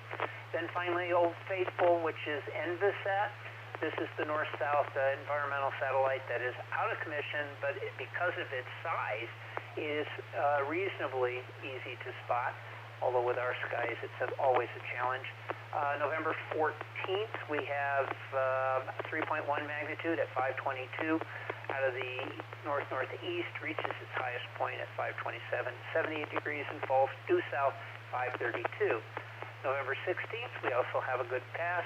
3.0 magnitude is 5:47, reaches its highest point at 5:52 at 57 degrees and falls to the south-southwest. Then again on the 17th, around the same time, 3.5 magnitude, 5:10 out of the north-northeast, reaches its highest point at 59 degrees at 5:15, and then falls at 5:20 due south. So those are the ones I'm going to give the announcement on to this evening.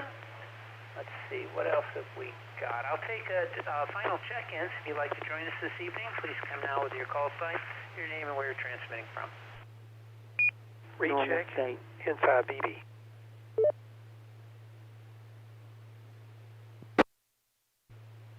MCOM Net, second Monday at 7 p.m., W5FC. Go ahead, Bill. Yeah, you haven't been asking for comments or questions between the items. So I have a comment about Ron, the N5SQA's item about the making data available audibly. This was published by the ARRL, and the ARRL letter, which came out yesterday, November the 12th. If you're an ARL member and you're signed up for ARL letter, it's in your email. Otherwise, you can see it at the ARRL website. All you've got to do is just do a web search for ARRL letter, L-E-T-T-E-R. Go to that site and look at the top choice, the most recent one, November 12th. In there, you'll see all that information with all the details. You can click on it directly. Thanks, N5EB.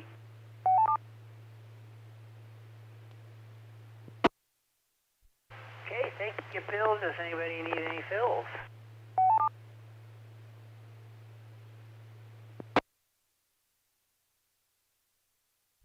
Okay, we're going to go ahead and close it down. We had 22 hams participating on the air this evening. Thanks to all who checked in.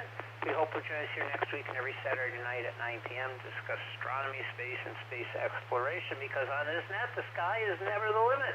We're also looking for net control stations for this and all the other DARC nets. If you'd like to try your hand at it, send an email to nets@w5sc.org with the net that you're interested in, and somebody will give you a call or send you an email.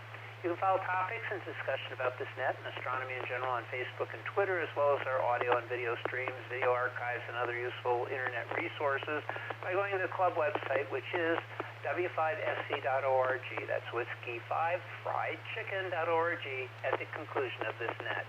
Until next Saturday night, this is Kilo Echo 5 India Charlie X-Ray, Tom, and I'll be closing the net at 22:31 local time, returning the repeater to normal amateur use at least for another 5 minutes, and then we will start with tonight's movie, The Fantastic Adventure, The Fantastic Something. It's fantastic. Come back in about 5 minutes, and we'll be discussing the film. This is KE5I6. I'm clear for now. Fantastic Journey. Not to be confused with Fantastic Voyage. Oh boy, Tom, I'm getting. If we have too many more of these old made-for-TV movies, it's going to drive me up the wall. N5EB.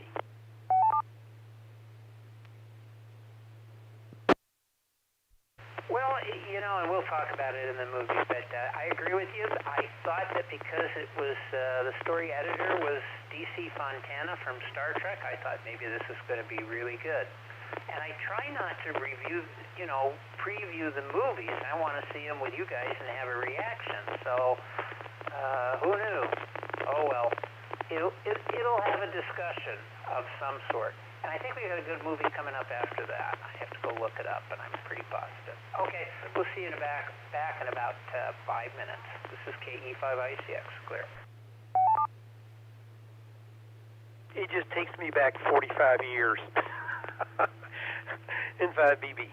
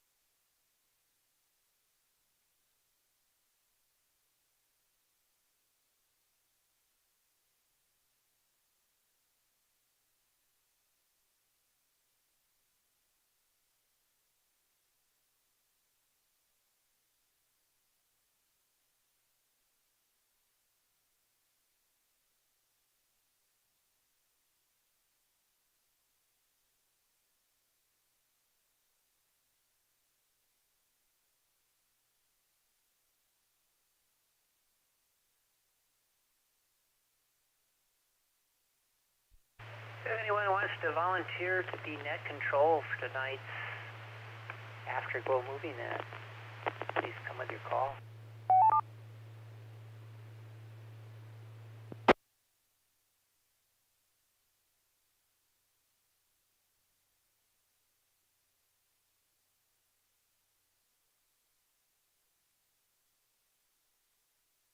Come on, you know you want to.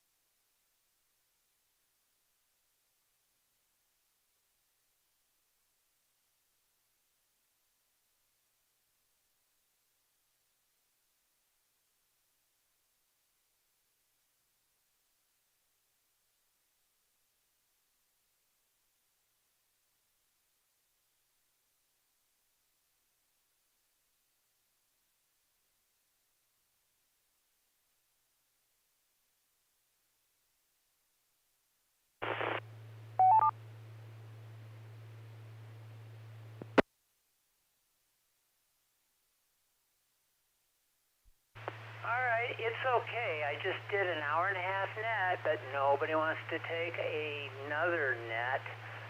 So I'll just let my voice just completely disintegrate. It's okay. It's okay. Don't feel bad. Don't feel bad. It didn't matter. My singing career was over anyway. This is KE5ICX, and I'll be your net control for tonight's Afterglow Movie Net. Culled from the television series called The Fantastic Journey, which ran on NBC from February 3rd to June 16th, 1977. It's originally intended to run 13 episodes as a mid-season replacement, but NBC canceled the series in April after the 9th episode aired. A 10th episode already produced was burned off 2 months later. Not burned, but burned off, which is television talk for, we don't care how much money we're going to lose, we're going to just make sure that we make our contract commitment and do this episode on television. The series concerns a family and their associates who charter a boat out to the Caribbean for a scientific expedition. After an encounter in the area of the Bermuda Triangle with an unnatural, luminous, cheap special effect known as a luminous green cloud, accompanied by the eerie, disembodied sound of ship's bells, the group finds themselves shipwrecked on a mysterious, uncharted island from which they are unable to escape. They encounter Varian, that's played by Jared Martin, initially disguised as an Arawak native, poorly by the way, who is later revealed to be from the year 2230. A 23rd century pacifist musician and healer, Varian explains to the travelers that, like he and many before them, they've been caught in a space-time continuum where people from the past, present, and future, and from other worlds are trapped, coexisting on an island in a series of, quote, time zones. Not the daylight savings kind. The only way home could be found in a place called Evoland, which lies, quote, far to the rising sun. It was indicated in the interviews of the time that Evoland was also the name of the island. The only way to travel between time zones was via invisible gateways that instantaneously transported individuals or groups from one zone to another.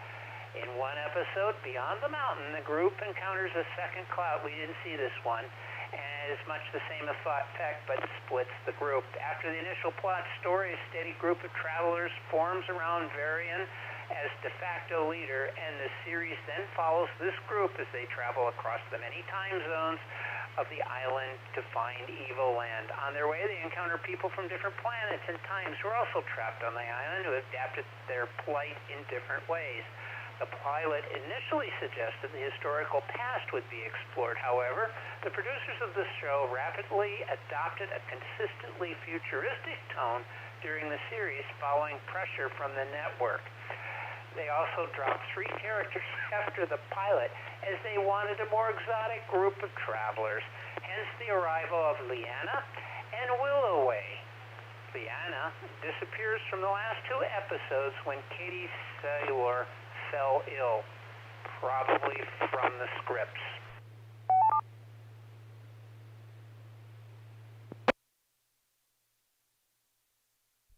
So, with that, having reviewed the episode +1, there's the pilot +1. The pilot follows closely with what you just heard. And then one episode which involves, of course, what is it? Atlanteans staying at a Marriott hotel in Los Angeles. That must be Atlantis. You'll see the very famous building there in downtown LA with the 4 spires. Actually 5 if you include the middle one, at any rate. That was part 1 was called Pilot and Atlanteum, and then it was shown as a single episode, I guess, for 2 hours, and then it was split. I don't know if they did, no, they never did reruns, but Atlanteum then also appears as a second part. Oh, and it's the Westin Bonaventure Hotel in Los Angeles that they show. All right, here's the game that we play. We get check-ins to find out your call sign name, where you're transmitting from is optional, but we do want to know, did you see the pilot, the link that we sent you with Pilot and Atlanteum, about 2 hours in length. And just let us know yes or no. It doesn't matter if you saw it. You can still check in. It's perfectly okay. This premise has been around a bazillion million years, and as such, you can talk about anything you want. If you want to talk about sliders, or what was that show, the one with the multiple planets, time thing, Sliders is another one. Those type of shows, even Time Tunnel. By all means, pick your poison, and we can discuss it. But this one is called The Fantastic Journey. The Fantastic Journey from 1977.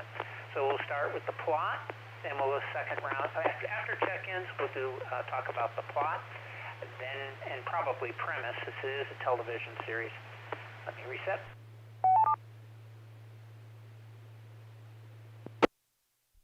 After that, we'll talk about characterization, which is probably going to be interesting, from the strange disappearance of principal characters from the beginning of the pilot to the end of the pilot. They just mysteriously disappear. And then finally, the spectacular special effects in this pilot television episode. So that's what we'll do. I'm going to go ahead and take check-ins now. Please come with your call sign phonetically, please, your name. And did you see The Fantastic Journey? Here we go.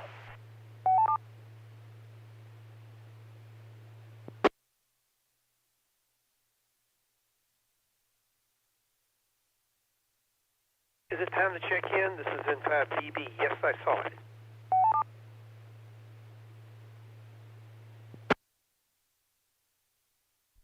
Thank you, Bill. Anyone else? This is WV5OZL. Name's Brenda. Yes, I saw it. And DC Fontana was never within 1,000 miles of that script.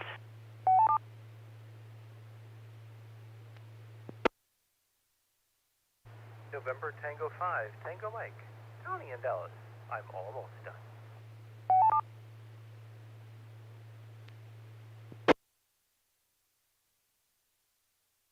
Kilo Bravo 9, Sierra Oscar Kilo, Sean in Fort Worth. Yes, I see the movie.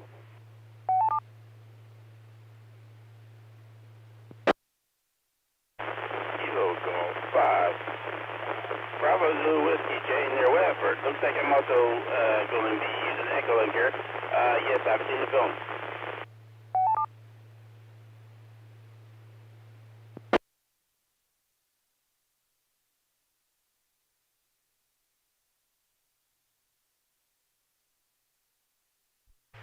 let me acknowledge everybody who's checked in so far. I've got N5BB, Bill, yep, he saw the film. WB5OZL, Miss Brenda, yep, she saw the film. NT5TM, Tony, he's almost done having seen the film. Don't worry, Tony, when it ends, there'll be a moment. KB9SOK, Sean, he saw the film. KB5BZW, that's KG5. I did that, didn't I? I have a problem. KG5BZWJ, yep, he saw the film. He's going to transition over to Echolink. Additional check-ins, whether you saw it or not, it's okay. The Fantastic Journey is tonight's movie of choice. Please come with your call sign name and did you see the film?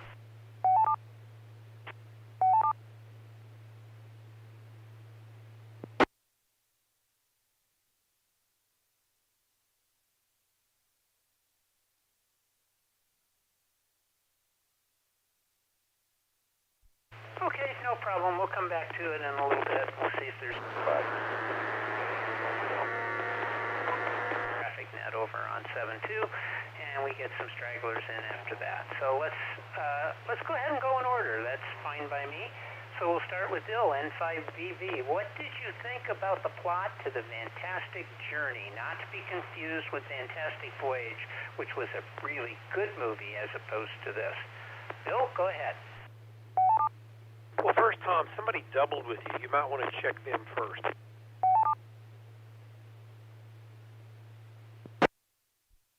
Additional check-ins. If I stepped on somebody, my apologies. Please come down.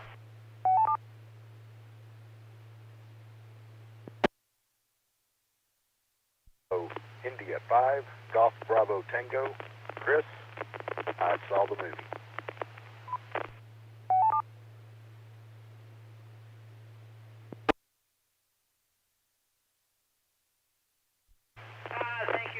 And Jay mentioned I missed Echolink. I'm sorry, my apologies. I do have you checked in, KI5GBT. You're number 6 on the list. We'll come back to you in a little bit. So, starting at the top is N5BB. Thank you, Bill, for the fill on that. Please go ahead. What did you think about the plot to this film? Very good, Tom. This is N5BB. I'm going to start my comments with a quote, which I wrote down so I didn't get it wrong. Here's my quote. What is this? Some kind of joke? That's right. What is this? Some kind of joke? And that was blurted out by one of the characters at the most inappropriate time. Oh, my golly. So what did I think about the plot? I was confused. They were presenting this is some kind of alternate reality location that has something to do with the space-time continuum. And by the way, anytime anybody says that about something like this, they probably should, be talking about space-time discontinuum, because it doesn't sound like it's continuous to me. It sounds like it's discontinuous. Anyway, and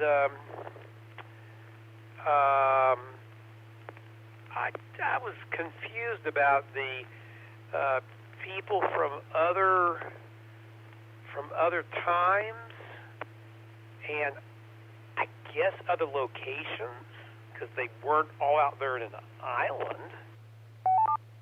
The people from Rome or whatever weren't getting there from England, weren't getting there on a boat, I don't think. I think they were somehow, I don't know. To me, this is all very confusing, the basic plot premise. And I did not understand where they were exactly, because it was so confusing about people from different times. Were they still in their time? Were they at our time? Were they in some alternate time? I don't know. I was confused by it. And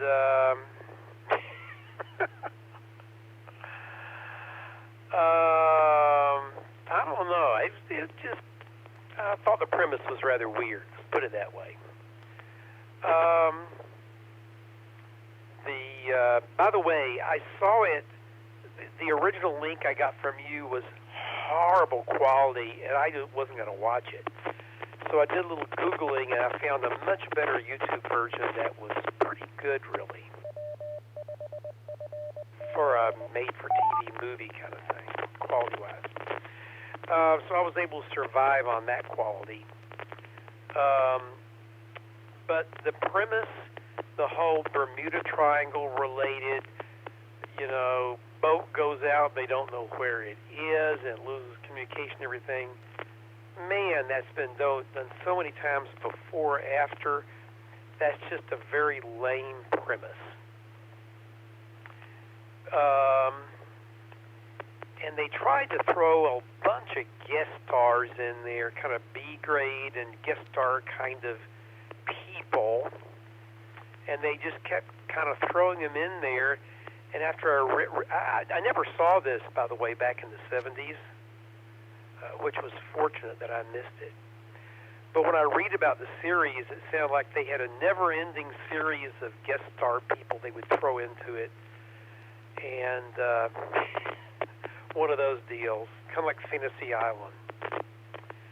Anyway, I just thought it was goofy. And I didn't understand the why. I didn't understand any science behind it or anything.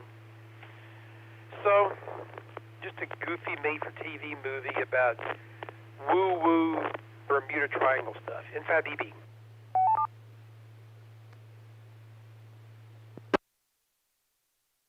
All right, thank you, Bill, and you gave me some things to talk about a little later. Next up is WB50ZL, Miss Brenda, who seems personally offended that DC Fontana was involved with this, and that I might have actually, derided her, the famed story editor from Star Trek, both the original and, as I found out, the cartoon series from 1973. But at any rate, Brenda, your thoughts on the plot from KE5ICX? This is WB50ZL. Yeah, we were sucker punched. We thought DC Fontana, what could possibly go wrong? She's really good. And then we watched the show and realized she couldn't have had anything to do with us. Just couldn't. I guess they paid her some money to stick her name on it. The plot. Well, it started off simple enough. People are going out on an excursion, and they're stupid enough to sail directly into some strange green cloud. I would have done a 180 myself. And then horrible storm, and they end up shipwrecked on this island, which does it show up in any satellite images or GPS images? Anybody know anything about this island, or is it just invisible? And the island itself is a true anomaly with its terrain and animals. And then they find these World War II planes that crash landed there. I wonder if the pilots had managed to get out and go to the portals and get back to the United States back in their own time. They'd never explain that. Or if they're still on the plane, if they're dead, if they're alive, or whatever. They just glossed over that. And no real explanation as to why this island has all these different portals into different times and places, other than they're just trying to move their plots along, and it's a contrivance to get people from all kinds of places, all kinds of people here, so we can have sword fights. I think that brain, whatever it is that controls everything, which, excuse me, it looks like a big pile of poo. That was kind of unbelievable. The technology is just, in my opinion, not there. And, you know, and some of this, they have space-age technology and buildings and everything, and outfits, and some of the other people live like ancient natives. But, I mean, these people had to interact, and I wasn't sure why they were stuck there, why they couldn't go back to their own place in time. If the people from the United States could, why couldn't they go back through their own portal and go home? I don't recall if they ever explained that.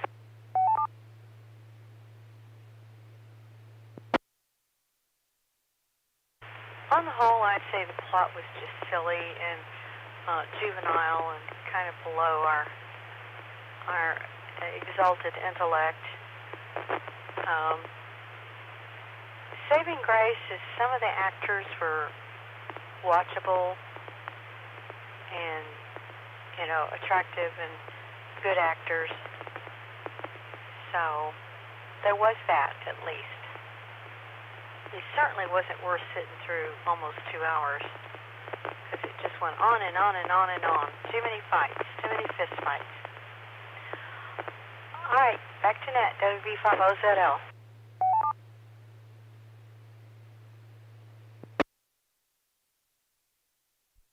All right, thank you, Brenda. And I got some notes out of you, too. Let's see. NT5TM, Tony, are you finished watching the film? Did you like the gut-wrenching, exciting, thrilling ending from KE5I6?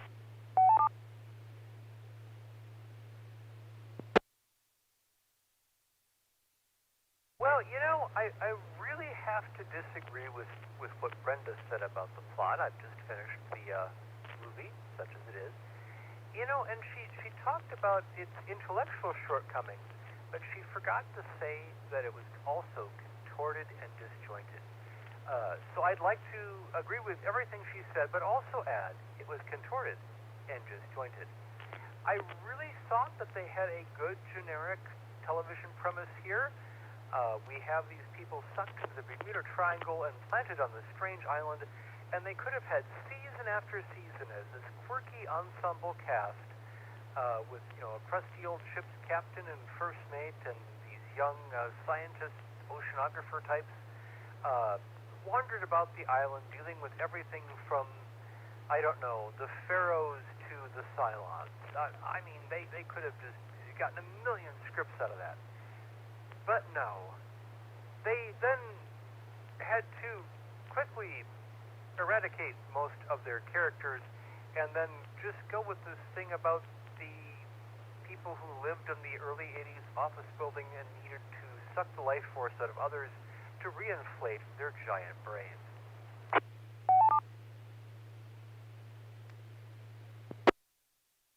What quirky ensemble cast? Why did we even include these people? Why did we hire them? Who's the casting director? Why did they hire all this extra cast? I don't know. We're just going to try to kill them off as fast as we can. That was just so weird. Why even employ these people? I don't know. I'm tired, I'm goofy, but I'm not goofy enough for this. The plot was disjointed, and I felt they passed up some obvious opportunities to actually do something with their goofy people, and instead, yes, it was just too long. Totally agree with Brenda about that, and probably everyone else who's ever seen it too. NT5TM.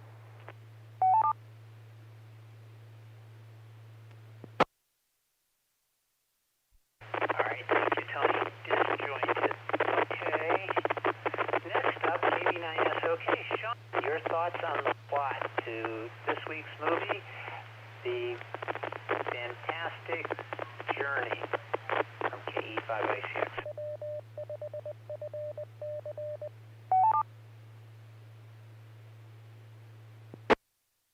Yeah, this is KB9SOK. Yeah, I agree with everybody. This was very, very disjointed. It started out, I agree, it started out with maybe some serious premise there, you know, but it just suddenly took a weird turn. You know, obviously, as everybody said, yes, you know, we started out with 2 separate time zones them getting trapped in the Bermuda Triangle, which we've seen 100 times, but at the same time, it's definitely an easy plot twist to bring different groups of people together. So they started out with kind of a time mix-match story, but then they went off and introduced this Atlantis, which we've seen a million times in other plot twists, but yet it seemed to be the full Atlantis, so that part made no sense. It didn't appear that they got trapped there. It just appears that somehow you got moved to their time, which had nothing to do with the Bermuda Triangle. So that was very strange. And then as they went on, they introduced the young lady that's supposed to be an alien. Well, exactly how did she get sucked into the Bermuda Triangle? Or they were trying to say, is this the Bermuda Triangle some kind of cosmic link? I don't know. They definitely didn't explain it. It was definitely like they had multiple writers writing different parts of this and not really talking to each other. But once again, sometimes too, we have seen with many science fiction shows that the major networks have the tendency to try to push what direction they think the show should go, and usually they just end up messing it up and not letting the writers do what they were hired to do and truly come up with a unique plot. So yeah, we kind of had a mixture of a time travel sort of movie along with a show that had spaceships. We had aliens. We had Atlantis. It's like they shoved everything that they could possibly think of into 2 hours. So yeah, it was definitely not at all made any sense.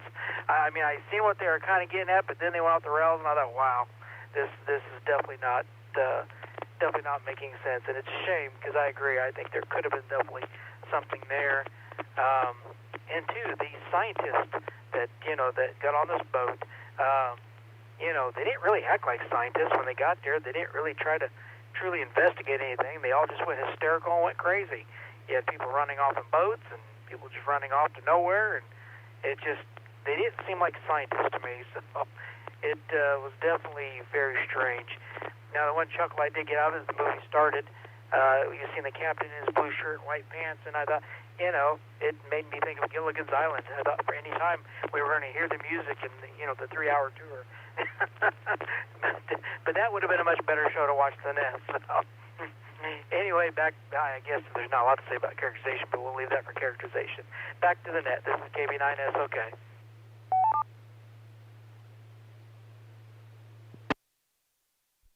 Very good. Thank you, Sean. And next up is Jay, KG5BZW.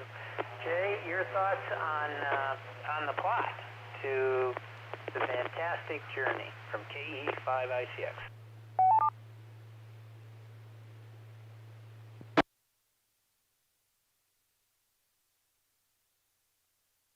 This is KG5BZW.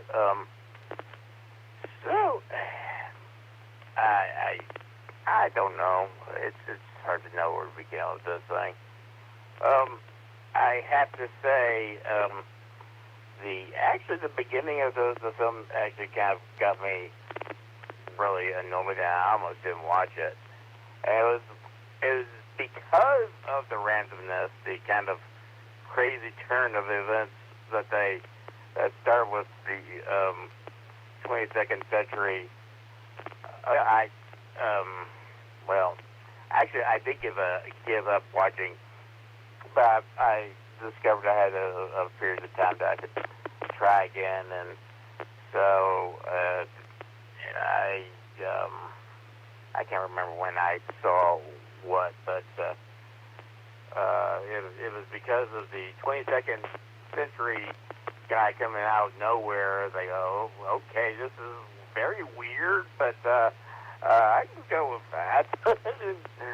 And it was just, it kept on getting weirder and didn't make any sense. But, I can appreciate some of the efforts of making, trying to do something with it. I don't know, the cat worked on me. It's like, oh man, this thing was just so crazy. And if they had just, it's almost, 21st century, we've got Rick and Morty, which is, they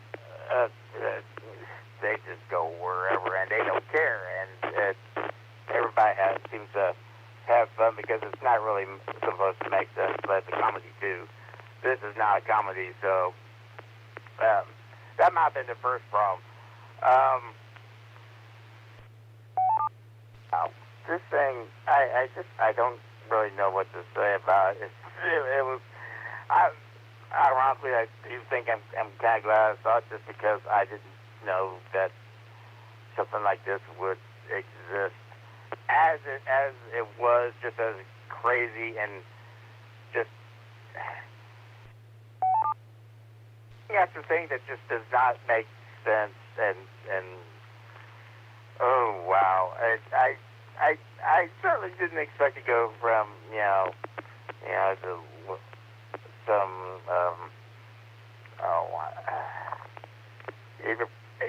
England privateers to Atlanteans with aliens and whatnot, and it's just I can respect it for that, for taking it in the weirdest directions that I did not predict. That wasn't I don't know. I don't want to call it absolutely terror.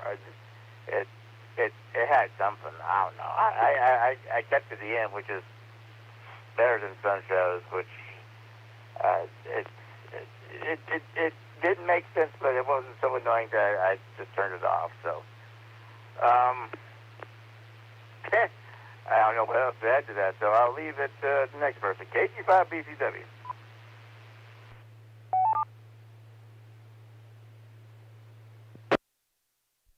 All right, very good. Thank you, Jay. Yep, we got another round after this one. KI5GBT.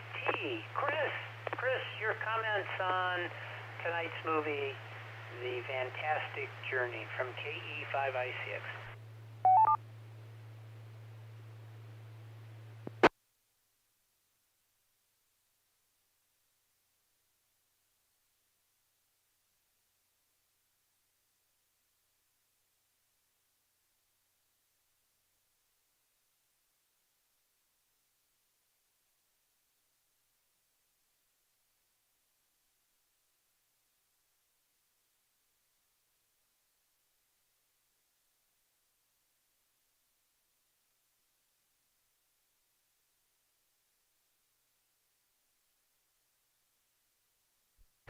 Chris, give it another shot. I'm getting no audio from you.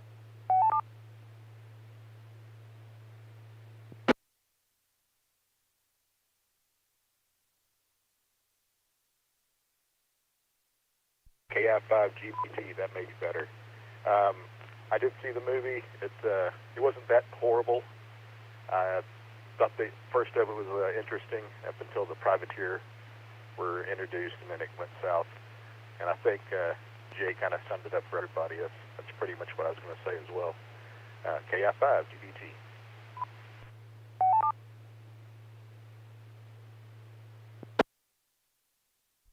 Okay, short and sweet. Nothing wrong with that. Probably just as well. Do we, before I give my comments, do we have any additional check-ins for The Fantastic Journey, this week's movie? Please come with your call sign name and did you see it? Additional check-ins, please come out. Kilo Golf 5, Zombies Need Jobs. Frank in Flower Mound, and yeah, I saw it back in '77.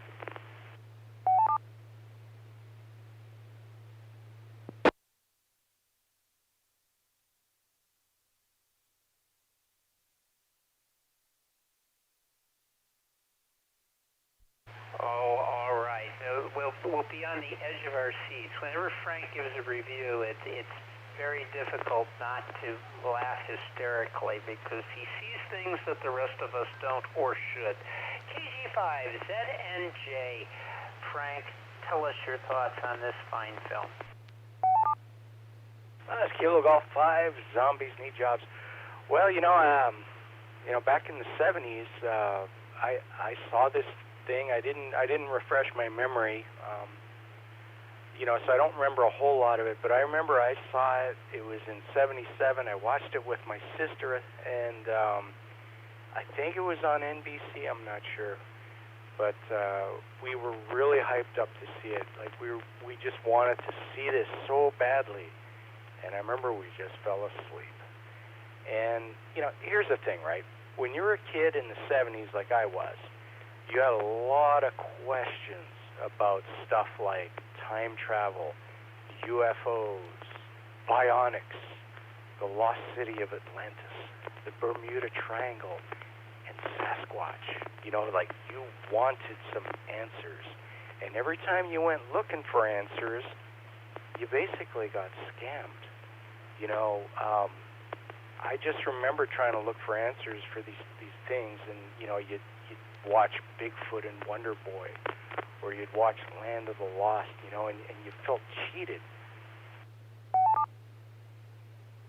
And you know, the only good show that was on where you could get answers on stuff was Cosmos with Carl Sagan. You know, there was some good. That was great. But everything else was basically a scam. So I just remember that, you know, they went off and they sailed away on this boat, and they went into some cloud, and it just got really dumb. And it was, even to me as a kid, I just remembered, like, I was thinking the producers who made this thing, they didn't even take it serious. They just walked down into the costume department and just started brainstorming. And you know, it was like you could tell that this show, if they were going to make a show out of it, which thankfully I don't think they did, but you were going to get basically the Love Boat goes to the Bermuda Triangle every week, and it was written by Cordwain or Bird. That's what you were going to get. Yeah, it was pretty awful. And I just remember being so deflated watching this, thinking I'd get all these great answers to stuff. And, yeah, it was awful. Anyways, that's what I have for you tonight there, Tom. KG5ZNJ, back to you.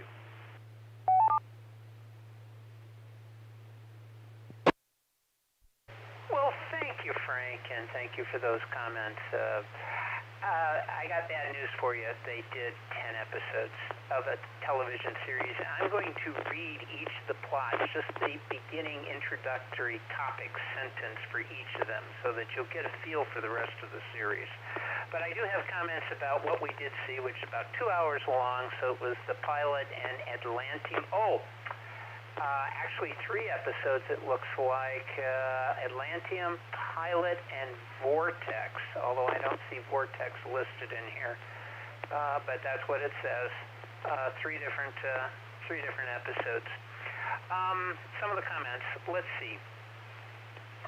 What is it about all these ships that, you know, whenever you see something that's abnormal, you head straight for it. Just like the kids, the teenage kids go down in the basement or go to the cemetery or hide behind the, as they do in the Geico ad, hide behind the chainsaws where the guy is waiting for them, stuff like that, because they can, and they're real stupid. And that's exactly what happened. They couldn't get the boat to stop, apparently, and Captain, the skipper, and Gilligan gets kicked off the ship and into the water and shows up later on shore dead, Jim. Well, unconscious and then dead later. What does that mean in the scheme of things? I don't know. But here we go. We had the father. He disappeared rapidly in the first hour of the thing. He's a scientist. Every time they ask him, what is that? He says, I don't know. And then somebody else says, but the powers that are involved and the fact that there are different portals and things, why is that happening? Who knows, he says. And then he has another answer, we'll never know. This is the least curious scientist ever to get on a boat and get stuck in the Bermuda Triangle. I'm calling him Dr. Don't Know. That's him, Dr. No. Dr. Don't Know.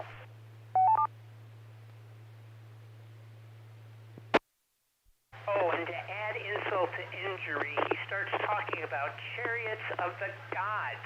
He's a scientist. What the heck is he talking about? Probably he's on that boat because he got kicked out of the university he was working at. That's my guess. Let's see, what else?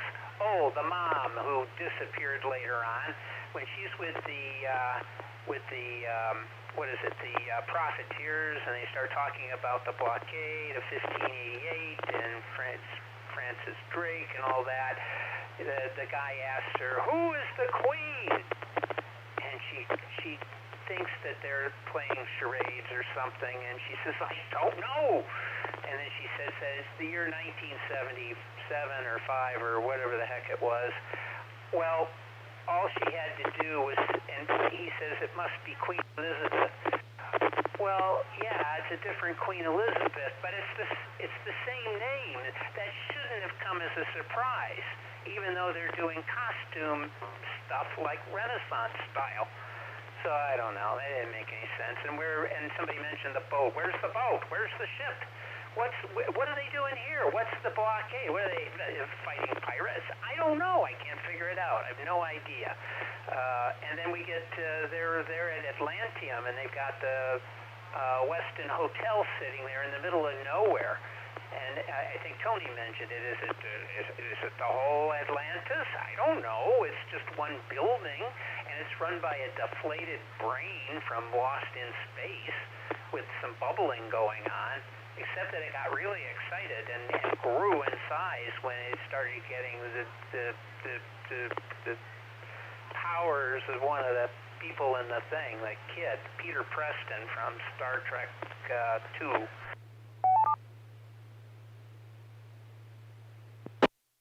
Then you get the letter from the father who mysteriously disappeared. And it looks authentic, and I can feel this is coming from the Indian Vorlon guy, whatever his name was, with the fake hair. He decided to put some clothes on and act civilized the rest of the thing with this tuning fork thing. He says, well, I feel an aura, and I think this is real. Go ahead and read it, Peter Preston, or whatever the kid's. Oh, Scotty. The name of the kid was Scotty. So Scotty looks at it and says, well, that's my father, but he wouldn't leave me behind. But he did, Scotty. He did, because the director and NBC got rid of him, gave him his walking papers, and didn't tell you, and substituted the Indian guy and later on, what's his name from Planet of the Apes, Roddy McDowell, who we never saw. Who knew, right? But I guess he shows up in yet another reshuffling.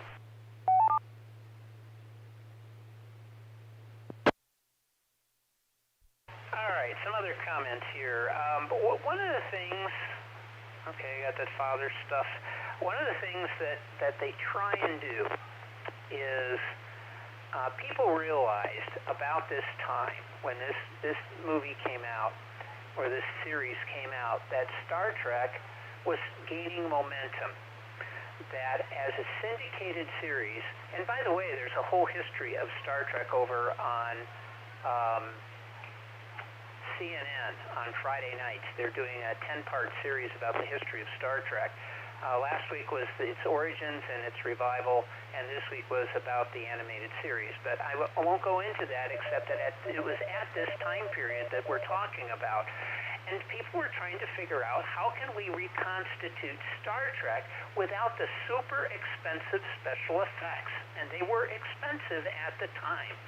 You do it on the ground. You do it and you shoot it in a forest or a preserve or a backlot or something like that. And you don't have a spaceship. You have a cheap special effect where you'll walk through a portal.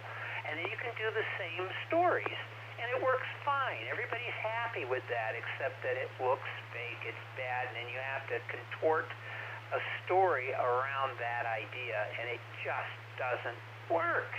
It doesn't work, at least in my estimation. And then finally a comment on this, and then I'm going to read some of these brief little things. I promise it won't take long. Arthur C. Clarke did this in one of his stories. I was looking it up because I didn't read them because I thought they'd be pretty terrible, because Clarke was losing it towards the end of his life and some of his storylines. But he did a whole, what he called parallel series from the Space Odyssey, where the builders, the constructors, the monolith people, whatever the heck they were, manipulated Earth and turned it into different time zones, much like this series. Where different civilizations encounter one another. The Romans encounter contemporary society. They can meet the Greeks and meet on and on and on and on. and they just cross over into these other worlds, which sounds exactly like this plot line or this idea only done by Arthur C. Clarke, which is probably much better, but I'm not so sure in his declining years. At any rate, it had been done by Arthur C. Clarke. I don't know the name of the series of books, but they're out there.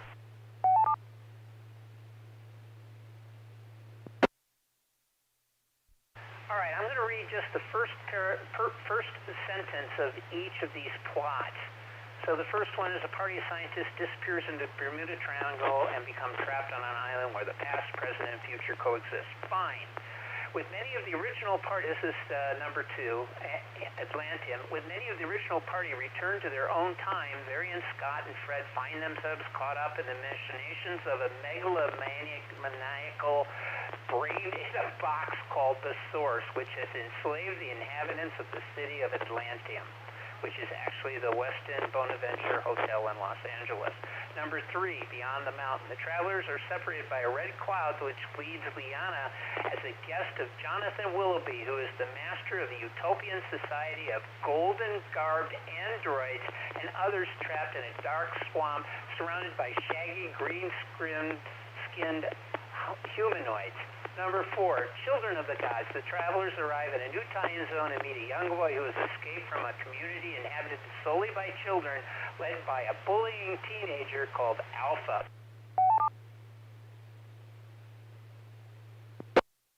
Number 5, A Dream of Conquest. An alien dictator, Terrant, is planning to invade the other time zones and conquer the island.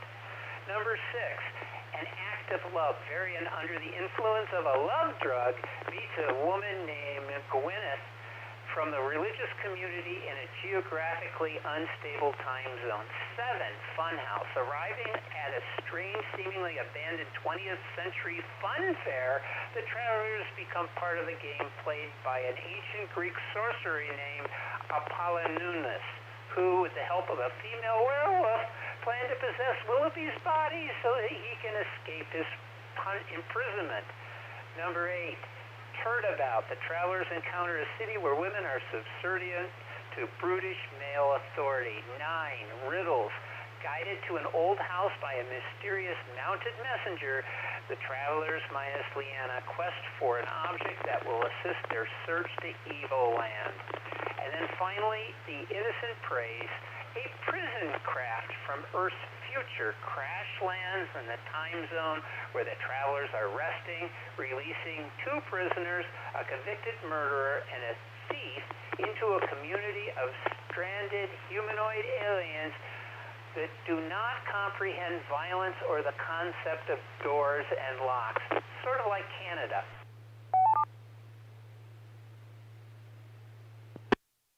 And there you have it. Oh, by the way, that one had Cheryl Ladd in it. How about that? Okay, and it has flying saucer footage from the opening of the 1967 series, The Invaders. Okay, back to the top. Let's talk about characterization. Bill, N5BB, your thoughts on characterization for this film? Oh my, this is N5BB. First time I have a question for you. When you said you were thinking about something about Arthur C. Clarke, are you sure you weren't talking about the Riverworld series by Philip Jose Farmer?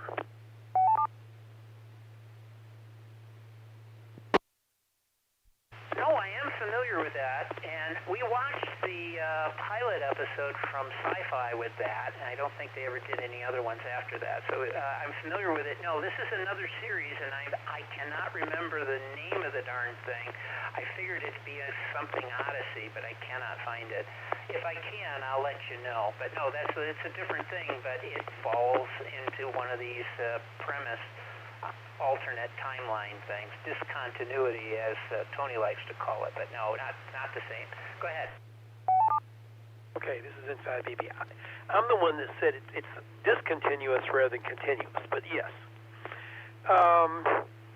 Well, Philip Jose Farmer wrote the Riverworld series, and I didn't like the movie we saw, but I liked the books, at least the first one. It gets a little weird the further you go. But again, they're getting people together from various eras in history, including some aliens that came to Earth, and they're resurrecting them on some place in some time. And so there's a little bit of similarity to this because they're getting people. And also it's a portal thing, so it's similar to the series we all know about, and whose name I'm temporarily forgetting, that had the big portal they went through, and the Egyptian guy, I can't think of the name of it, but I will in a moment. Anyway, they're getting people from different times together. But anyway, characterization. I didn't really understand much about any of these characters. We learned that the guy whose name I forget, the guy that initially was thinking looked like a native Indian person, a Native American person, but later turned out to be somebody from the future. So we learned that he didn't like violence. This is in 5BB. And we learned that two of the people that crashed with the boat originally were stupid, headstrong people because they went out and killed themselves when the boat came back in, with them dying on the beach. But I didn't really think we learned very much about other things. I mean, except maybe that the father seemed to be a jerk, a bit of it. I don't know. I don't think they cared much about the characterization, okay? I think they cared about just throwing things together and making it to next week. Kind of a thing. But if you ask me, Fantasy Island had a lot more characterization than this thing. In the comments in 5BB.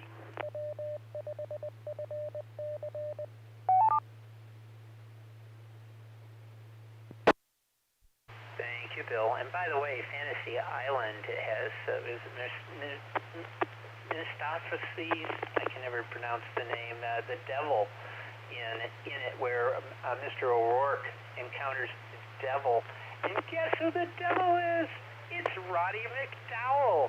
And he actually does a pretty darn good job as the devil. He showed up in 2 episodes. I only found that out recently. And I did, while you're speaking, I found it. I Googled it, and it was called Time Odyssey series by Arthur C. Clarke. It was meant to not be a prequel or a sequel, but an orthoquel. Combining the word sequel and ortho, meaning straight and or perpendicular, and alluding to the fact that time is orthogonal to space in relativity theory. And essentially what it is, 3 books of with time travel and everything. So characters caught up in this include Robert Kipling from 1885, Genghis Khan from the 13th century, the army of Alexander the Great from the 4th century. So this patchwork Earth is later rechristened Mir, like the space station, for peace and world. And it goes on to some of these others, but these were done in 2003, 2005, and 2007, 3 volumes. So Arthur C. Clarke played the same game as this series. Next up is Brenda, WB50ZL. You're disappearing characters from KE5ICX. This is WB50ZL. Well, it was a little hard to keep up with everybody, and to be honest, in some cases it was a little hard to tell them apart. They just threw too many characters in this, and the story really suffered because of it. They needed to spend more time to develop the individuals and get some sympathy for them, because I just kind of didn't care much, except maybe for the kid. Now, I did like the cat. He was one of my favorite characters. I thought that was pretty cool. I'm not sure where the cat came from. Did he get shipwrecked? I don't know. Maybe just a colony of cats.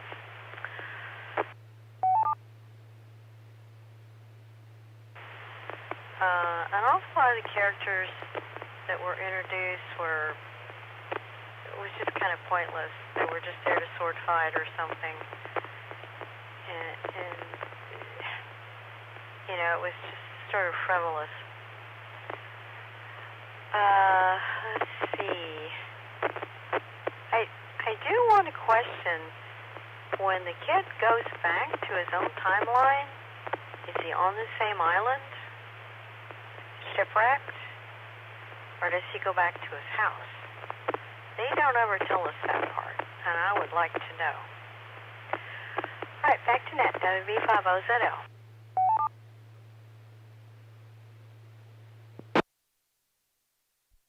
Okay, very good. And Frank sent me a groovy picture of Leonard Nimoy. I'm going to have to ask about this in a little bit. Interesting. Next up is Tony. Tony,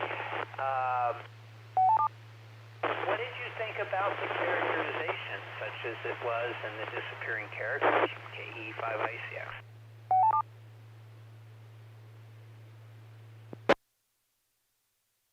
Oh boy, I think it was KB9SOK who talked about how great Cosmos was. I wanted to second that, and particularly the disappointment of shows like Land of the Lost, because yes, they could never explain whatever the secret or mystery was, because then they would have to stop writing the show. So they could always just promise, hey, we'll tell you something next time, but then they never could. And then we got Carl Sagan, who really did. So that was awesome. Very rare that our dog Janie has a comment from one of these nets, but she does. She was shocked and aghast that the hero was a cat and not a dog. She doesn't even understand how someone trained a cat to do things. Apparently it must be possible, although she is very skeptical, and she thinks the hero should have been a small dog.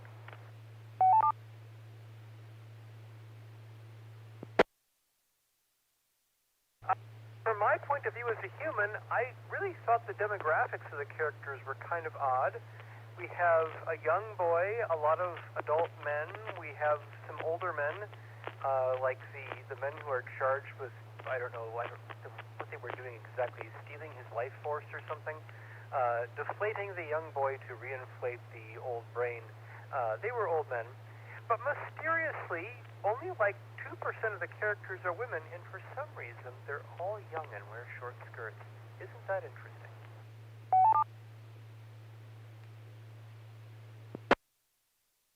Aaron wonders if they were having like a Logan's Run thing going for the Women's Society of Atlantia. So yeah, the human characters were mostly boring and interchangeable, and they kept disappearing. Really, I think the only thing that was remarkable was the cat. That's just not right. The hero should be a dog. A cat. Although I am perplexed. I don't really know how to train a cat to do things, but somebody must. NT5TM.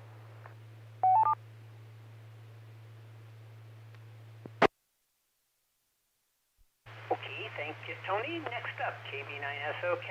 Sean, your thought on characterization from The Fantastic Journey from 1977.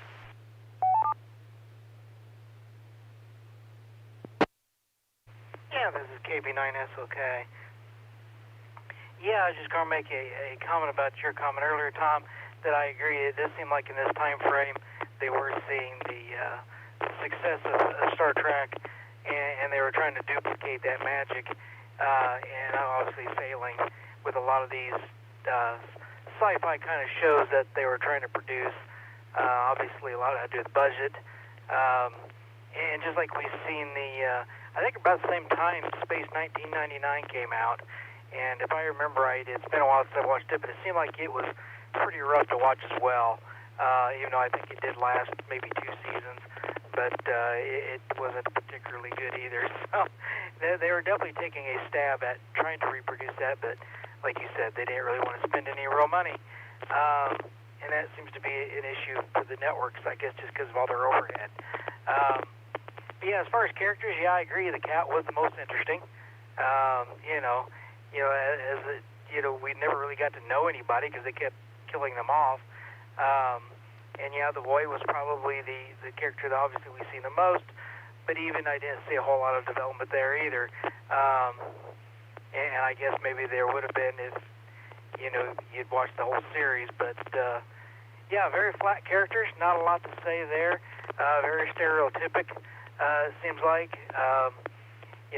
For the Atlanteans that were supposed to be so brilliant and smart, they sure didn't act like it. The scientists sure didn't act like scientists.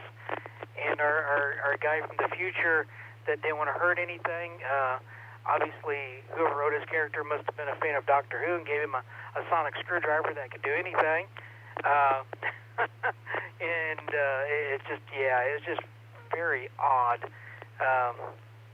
Just don't know what to say other than that. I wish I had something unique to bring, but back to net. KB9SOK.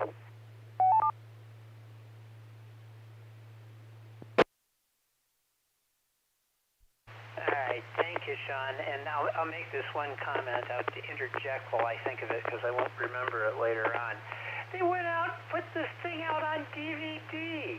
I mean, it didn't even get a full season. It was cut off at the knees at episode 9. Usually they go a minimum 13 episodes, and they said, no, we're not going to do this, and they only added 10th episode because it was already in the can. I don't know, crazy, but there's a fan base out there of 10 people that bought those DVDs. I am not one of them, but I just thought I'd mention that. Let's see, next up is Jay, KB5BZ, KG5 BZW. I keep messing up your call tonight. That's really weird. What did you think of the characterization, Jay?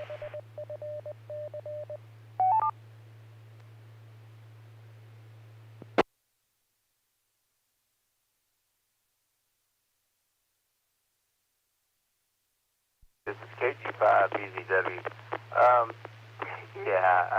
The scientists didn't really act like scientists. I don't want to. Well, before you summarize what I thought about the characters, didn't really even think of anything about any of the other non-human character. Is just a stereotypical evil human brain, the sentient being thing. It's just kind of meh. The cat. I don't know. That was cute.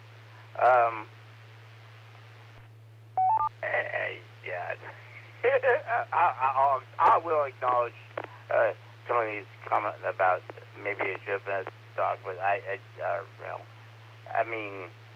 the dog thinking. I'm running into too many hypotheticals to describe that appropriately, but I thought. I'll grant. Let's just say I'll grant Clinty's dog comments as something worth remembering. Really, what was there? They kept on disappearing and dying, and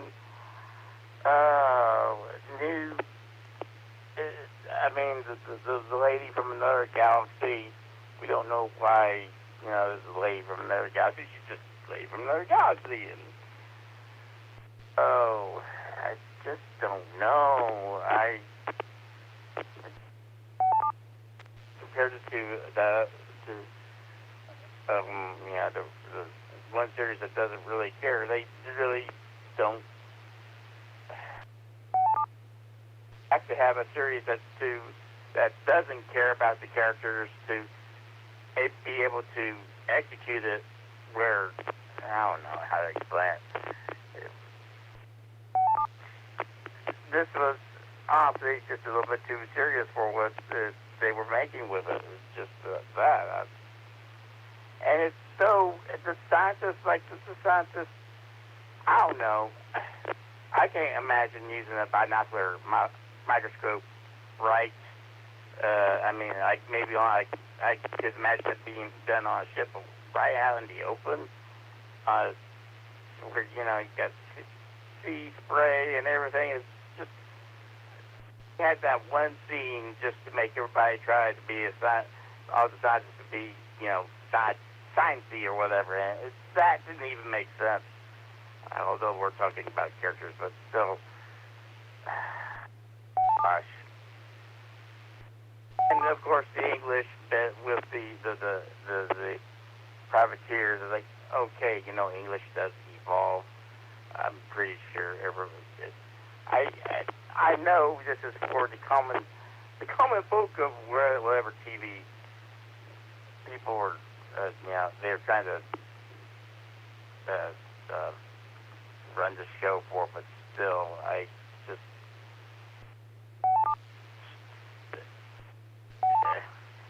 really, people should know about language changes and changing, maybe not the changes themselves, but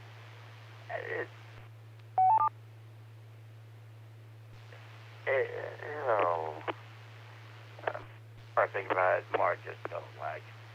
But hey, it did what it did. I don't know. I'll leave it at that. KG5BCW.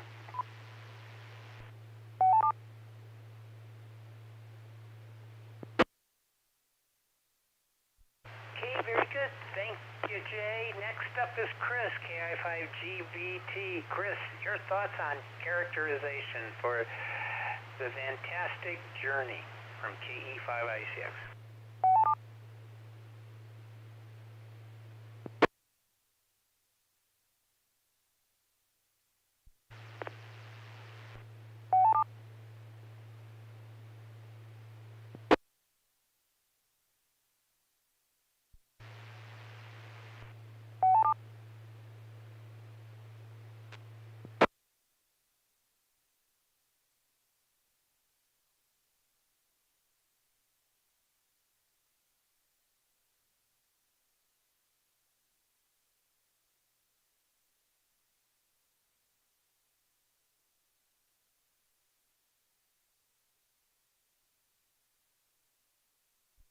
All right, Chris, I'll tell you what, I'll come back to you in a few minutes here.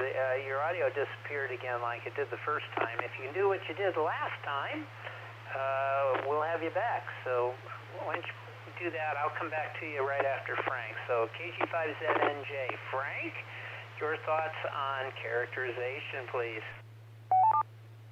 This is KG5ZNJ.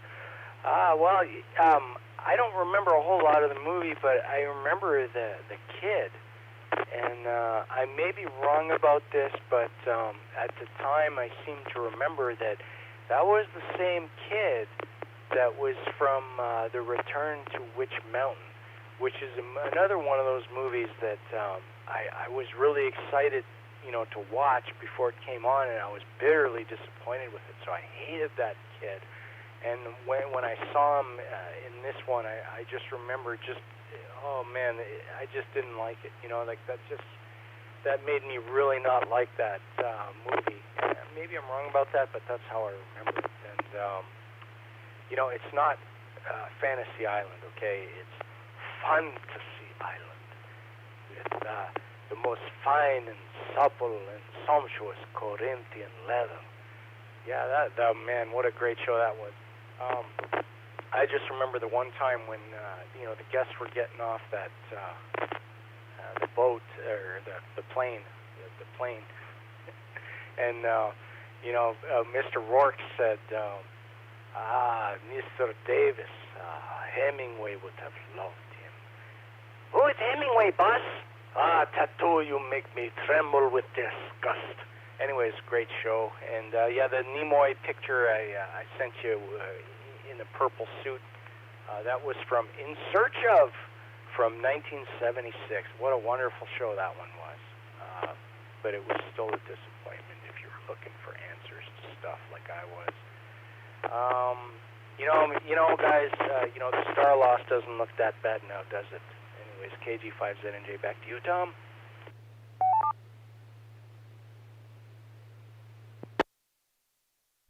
Oh, thank you, you, Frank. Yeah, I could tell it was something like that because I can see Nimoy and his groovy pleather purple jacket and the what is it, Stonehenge behind him. By the way, they brought that series back, and ironically, what's his name? The guy who played Spock in the rebooted movies is he's the master of ceremonies on the rebooted In Search of. Go figure. And Land of the Lost, I shouldn't even say this, but it was created by David Gerald. I've actually had an encounter with David Gerald, and we do not like each other very much. That's my name calling, I guess. But whatever. He's very thin-skinned and does not take criticism very well. He's old now, and even crankier than he was when I knew him. But in any case, if you ever run into him, ask him about me, because he'll say terrible things about me. Not that we were buddies or even enemies. It's just that he's just a terrible human being, and I told him that once. Okay, let's see here. Back to Chris, KI5GBT. Chris, I know you didn't get much of a chance. I'll give you a little extra time to see if you can get the audio back. There was no audio coming from you the first time, so whatever you did to fix it, try it again. KI5GBT from KE5ICX.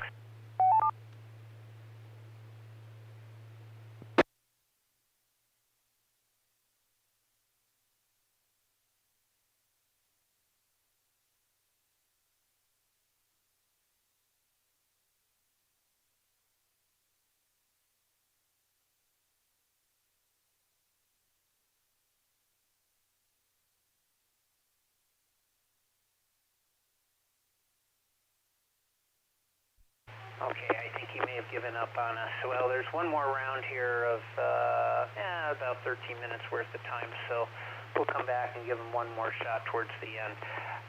Let's see, are there any additional check-ins? Tonight's movie is we're talking about the fantastic journey from 1977, a Bermuda Triangle island, bunches of discontinuity having to do with aliens and time travel and all that stuff. Anybody else want to check in? Please come with your call sign, your name, and did you see the film?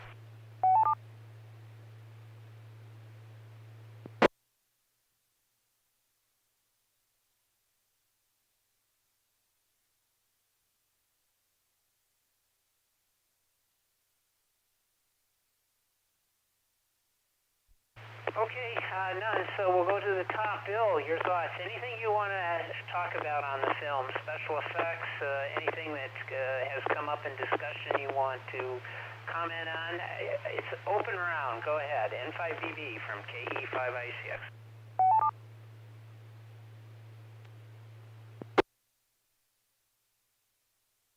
This is N5BB. Not much.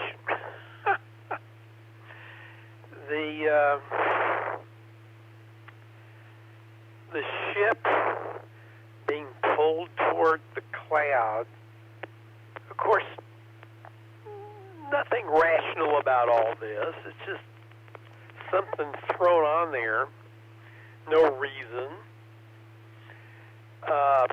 The cloud itself, has to be some of the lamest effort at special effects I've ever seen. I mean, they didn't go through any special stuff. Something kind of indistinct and green on the horizon, and they made it a little bit larger later. And then, the tiller of the ship was the wheel of the ship was taken over. Stupidest thing in the world. Nope, no more comments. N5BB.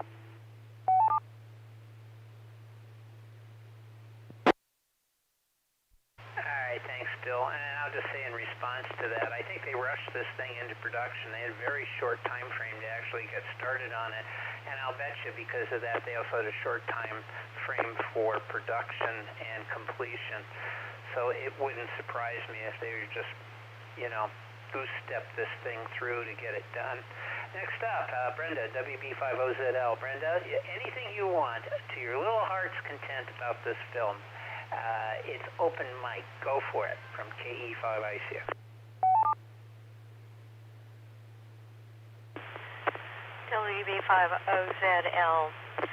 I don't have a whole lot more to add to what I've already said. I think I've kicked this thing in the head enough.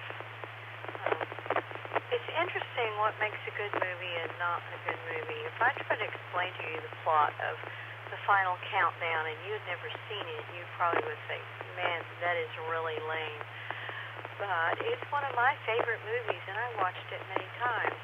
How can they get away with such a dumb plot there, and this movie can't? There's intangible things that make you enjoy a movie and want to keep watching it and care about the characters and the story. And I guess these guys didn't set out to make a bad movie, but they just couldn't find the recipe and didn't do it. And obviously there was no budget, and there never is, unless you're Steven Spielberg. Most things run on a shoestring,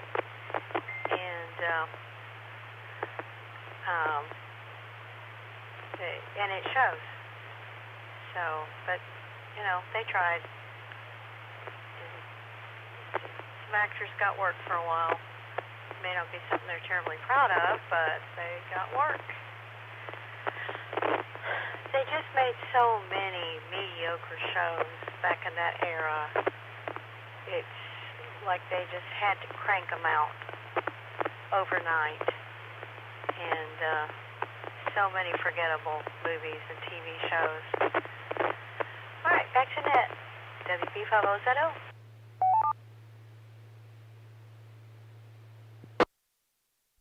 All right, thanks, Brenda. Next up, NT5TM. Tony, do you want to do a postmortem on this fine film? Go right ahead from KE5ICX.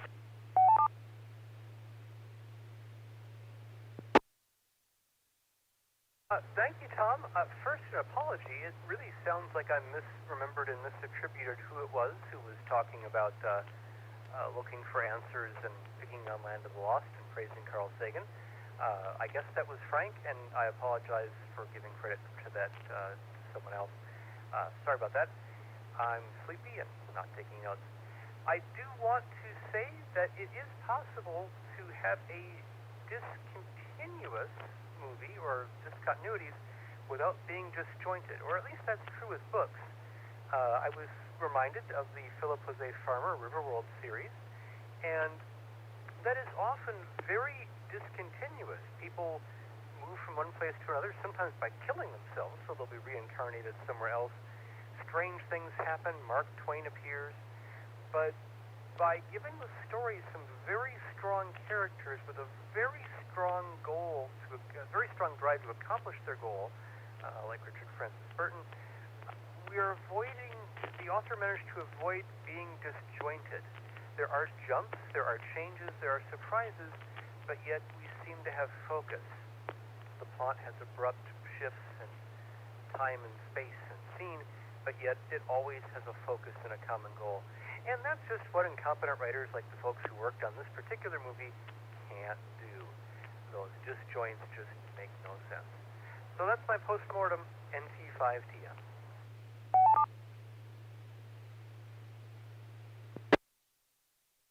Thank you, Tony, and those are good comments. I absolutely agree with you on that. KB9SOK, Sean, your final comments on this fine film from KE5ICX.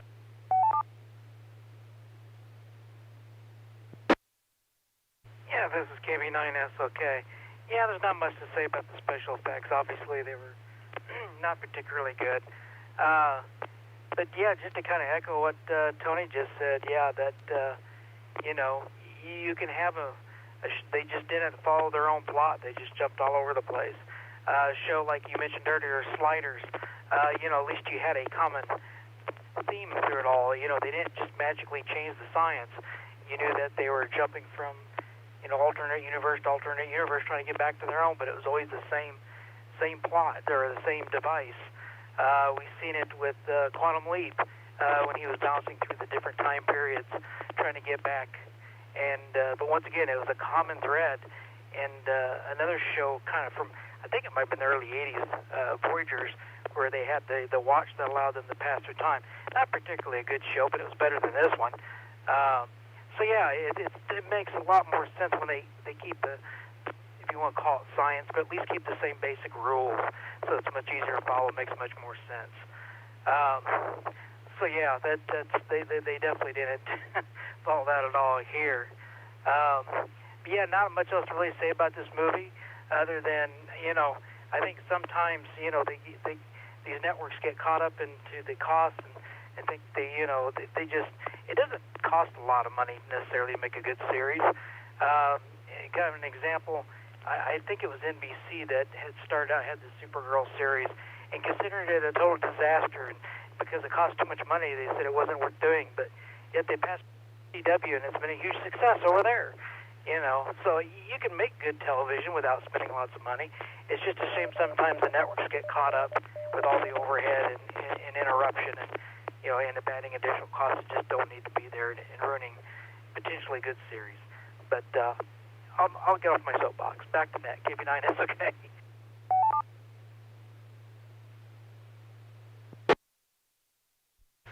Sean, that's why we have this this net at night, is so that we can get on a soapbox and shake our fist at the sky and say, "Curse you, director and producer! How could you waste our time in such a way?" I'm telling the world, and that's what this is all about. So it works fine. Next up is Jay, KG5BZW. Jay, any final comments on this fine film? Go right ahead.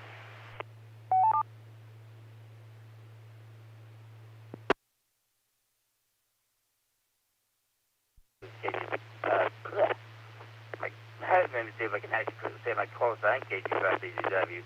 Yeah, I mean, as far as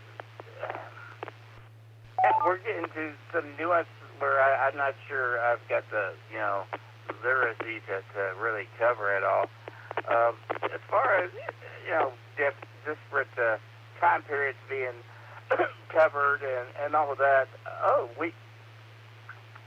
what was that? I believe that's a Russian film.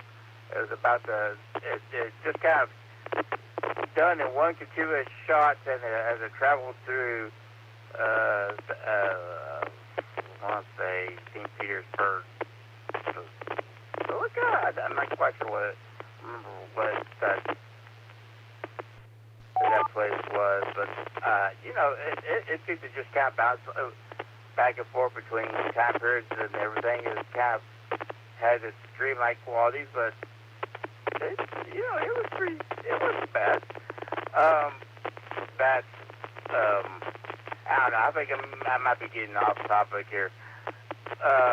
So yeah, obviously you can do some stuff where, you know, you juxtapose different time periods, and it just flows. The story flows from one thing to another, or even intermeshes the two periods, but it still works.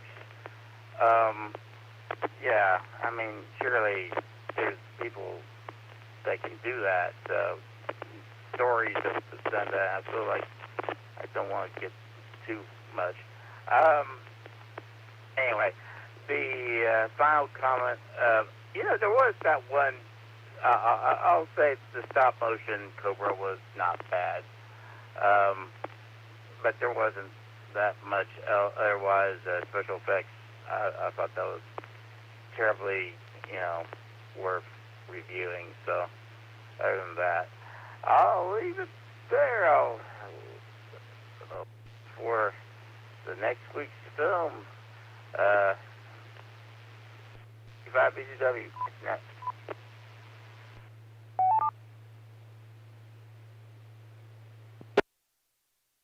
Okay, thank you, Jay, for your comments. KI5GBT, Chris, last chance. So you want to give it another shot and tell us any thoughts on the movie at this point? Go ahead, from KE5ICX.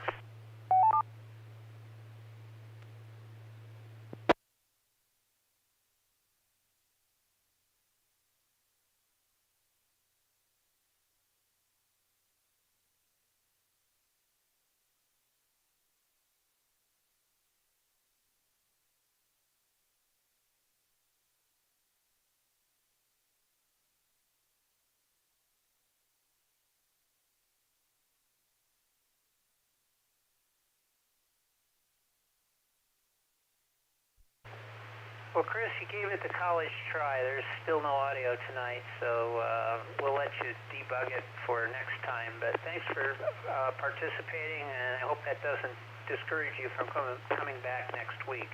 We'll definitely entertain it. Echoing can be iffy only because they got to set the audio and all that. You may have some sort of loose connection, but in any case, we're glad you were here and thanks for participating. We hope you'll be here next week as well. Next up, last but not least, is Frank, KG5ZNJ. Frank, any comments? Final comments you want to make on this fine film? Go ahead. That is KG5ZNJ. I guess I'm the closer tonight. The comment by Bill was really good, by the way. The discontinuum or space continuum. That was a good one. I mentioned Land of the Lost, but I also mentioned Bigfoot and Wonder Boy. I made a mistake. It's actually Bigfoot and Wild Boy. And if you really want to treat your senses to something special, go to YouTube and look up Bigfoot and Wild Boy intro. It is really, really good. I forgot how good it was. Man, they don't make them like that anymore. I don't know, the special effects, all I remember is they sailed this ship into this green cloud, and it was pretty lackluster and left me wanting, for something. It sucked. Anyway, back to you there, Tom. KG5ZNJ, good night.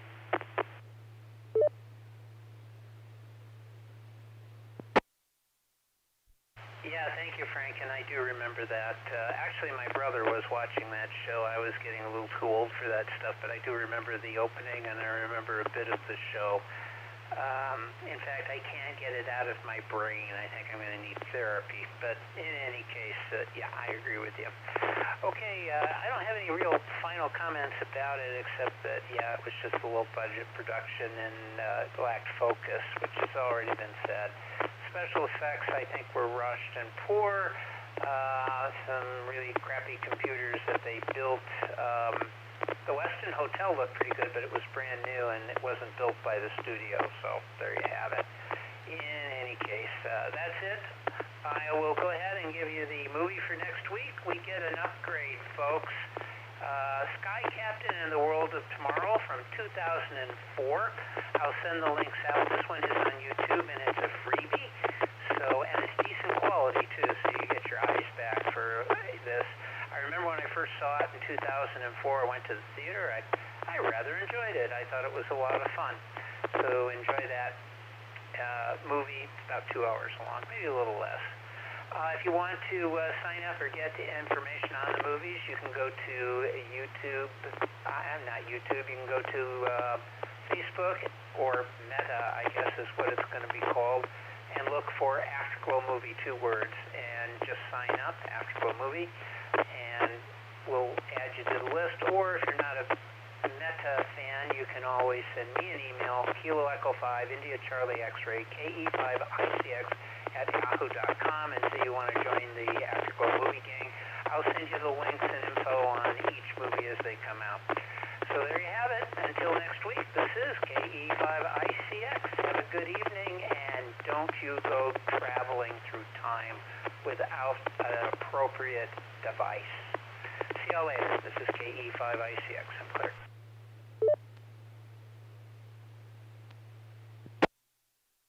KE5ICX is then 5IMS with a very quick comment.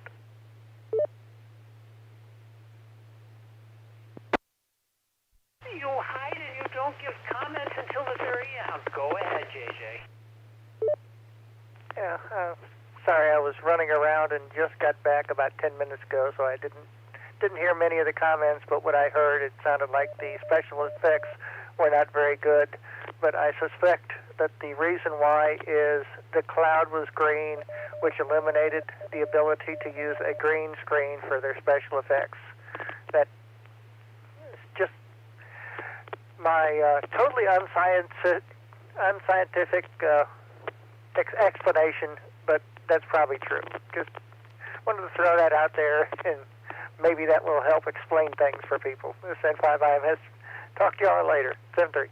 W5FC.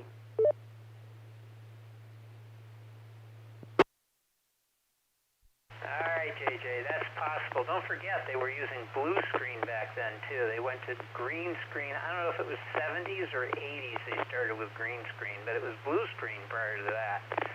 So, just thought I'd mention it. All right, I'm going to wrap it up and go watch some Lost in Space. It's the Antimatter Man tonight from the 3rd season. Not too bad of an episode. Sort of Lost in Space's version of the Mirror Universe from Star Trek. See ya. This is KE5ICX. Clear.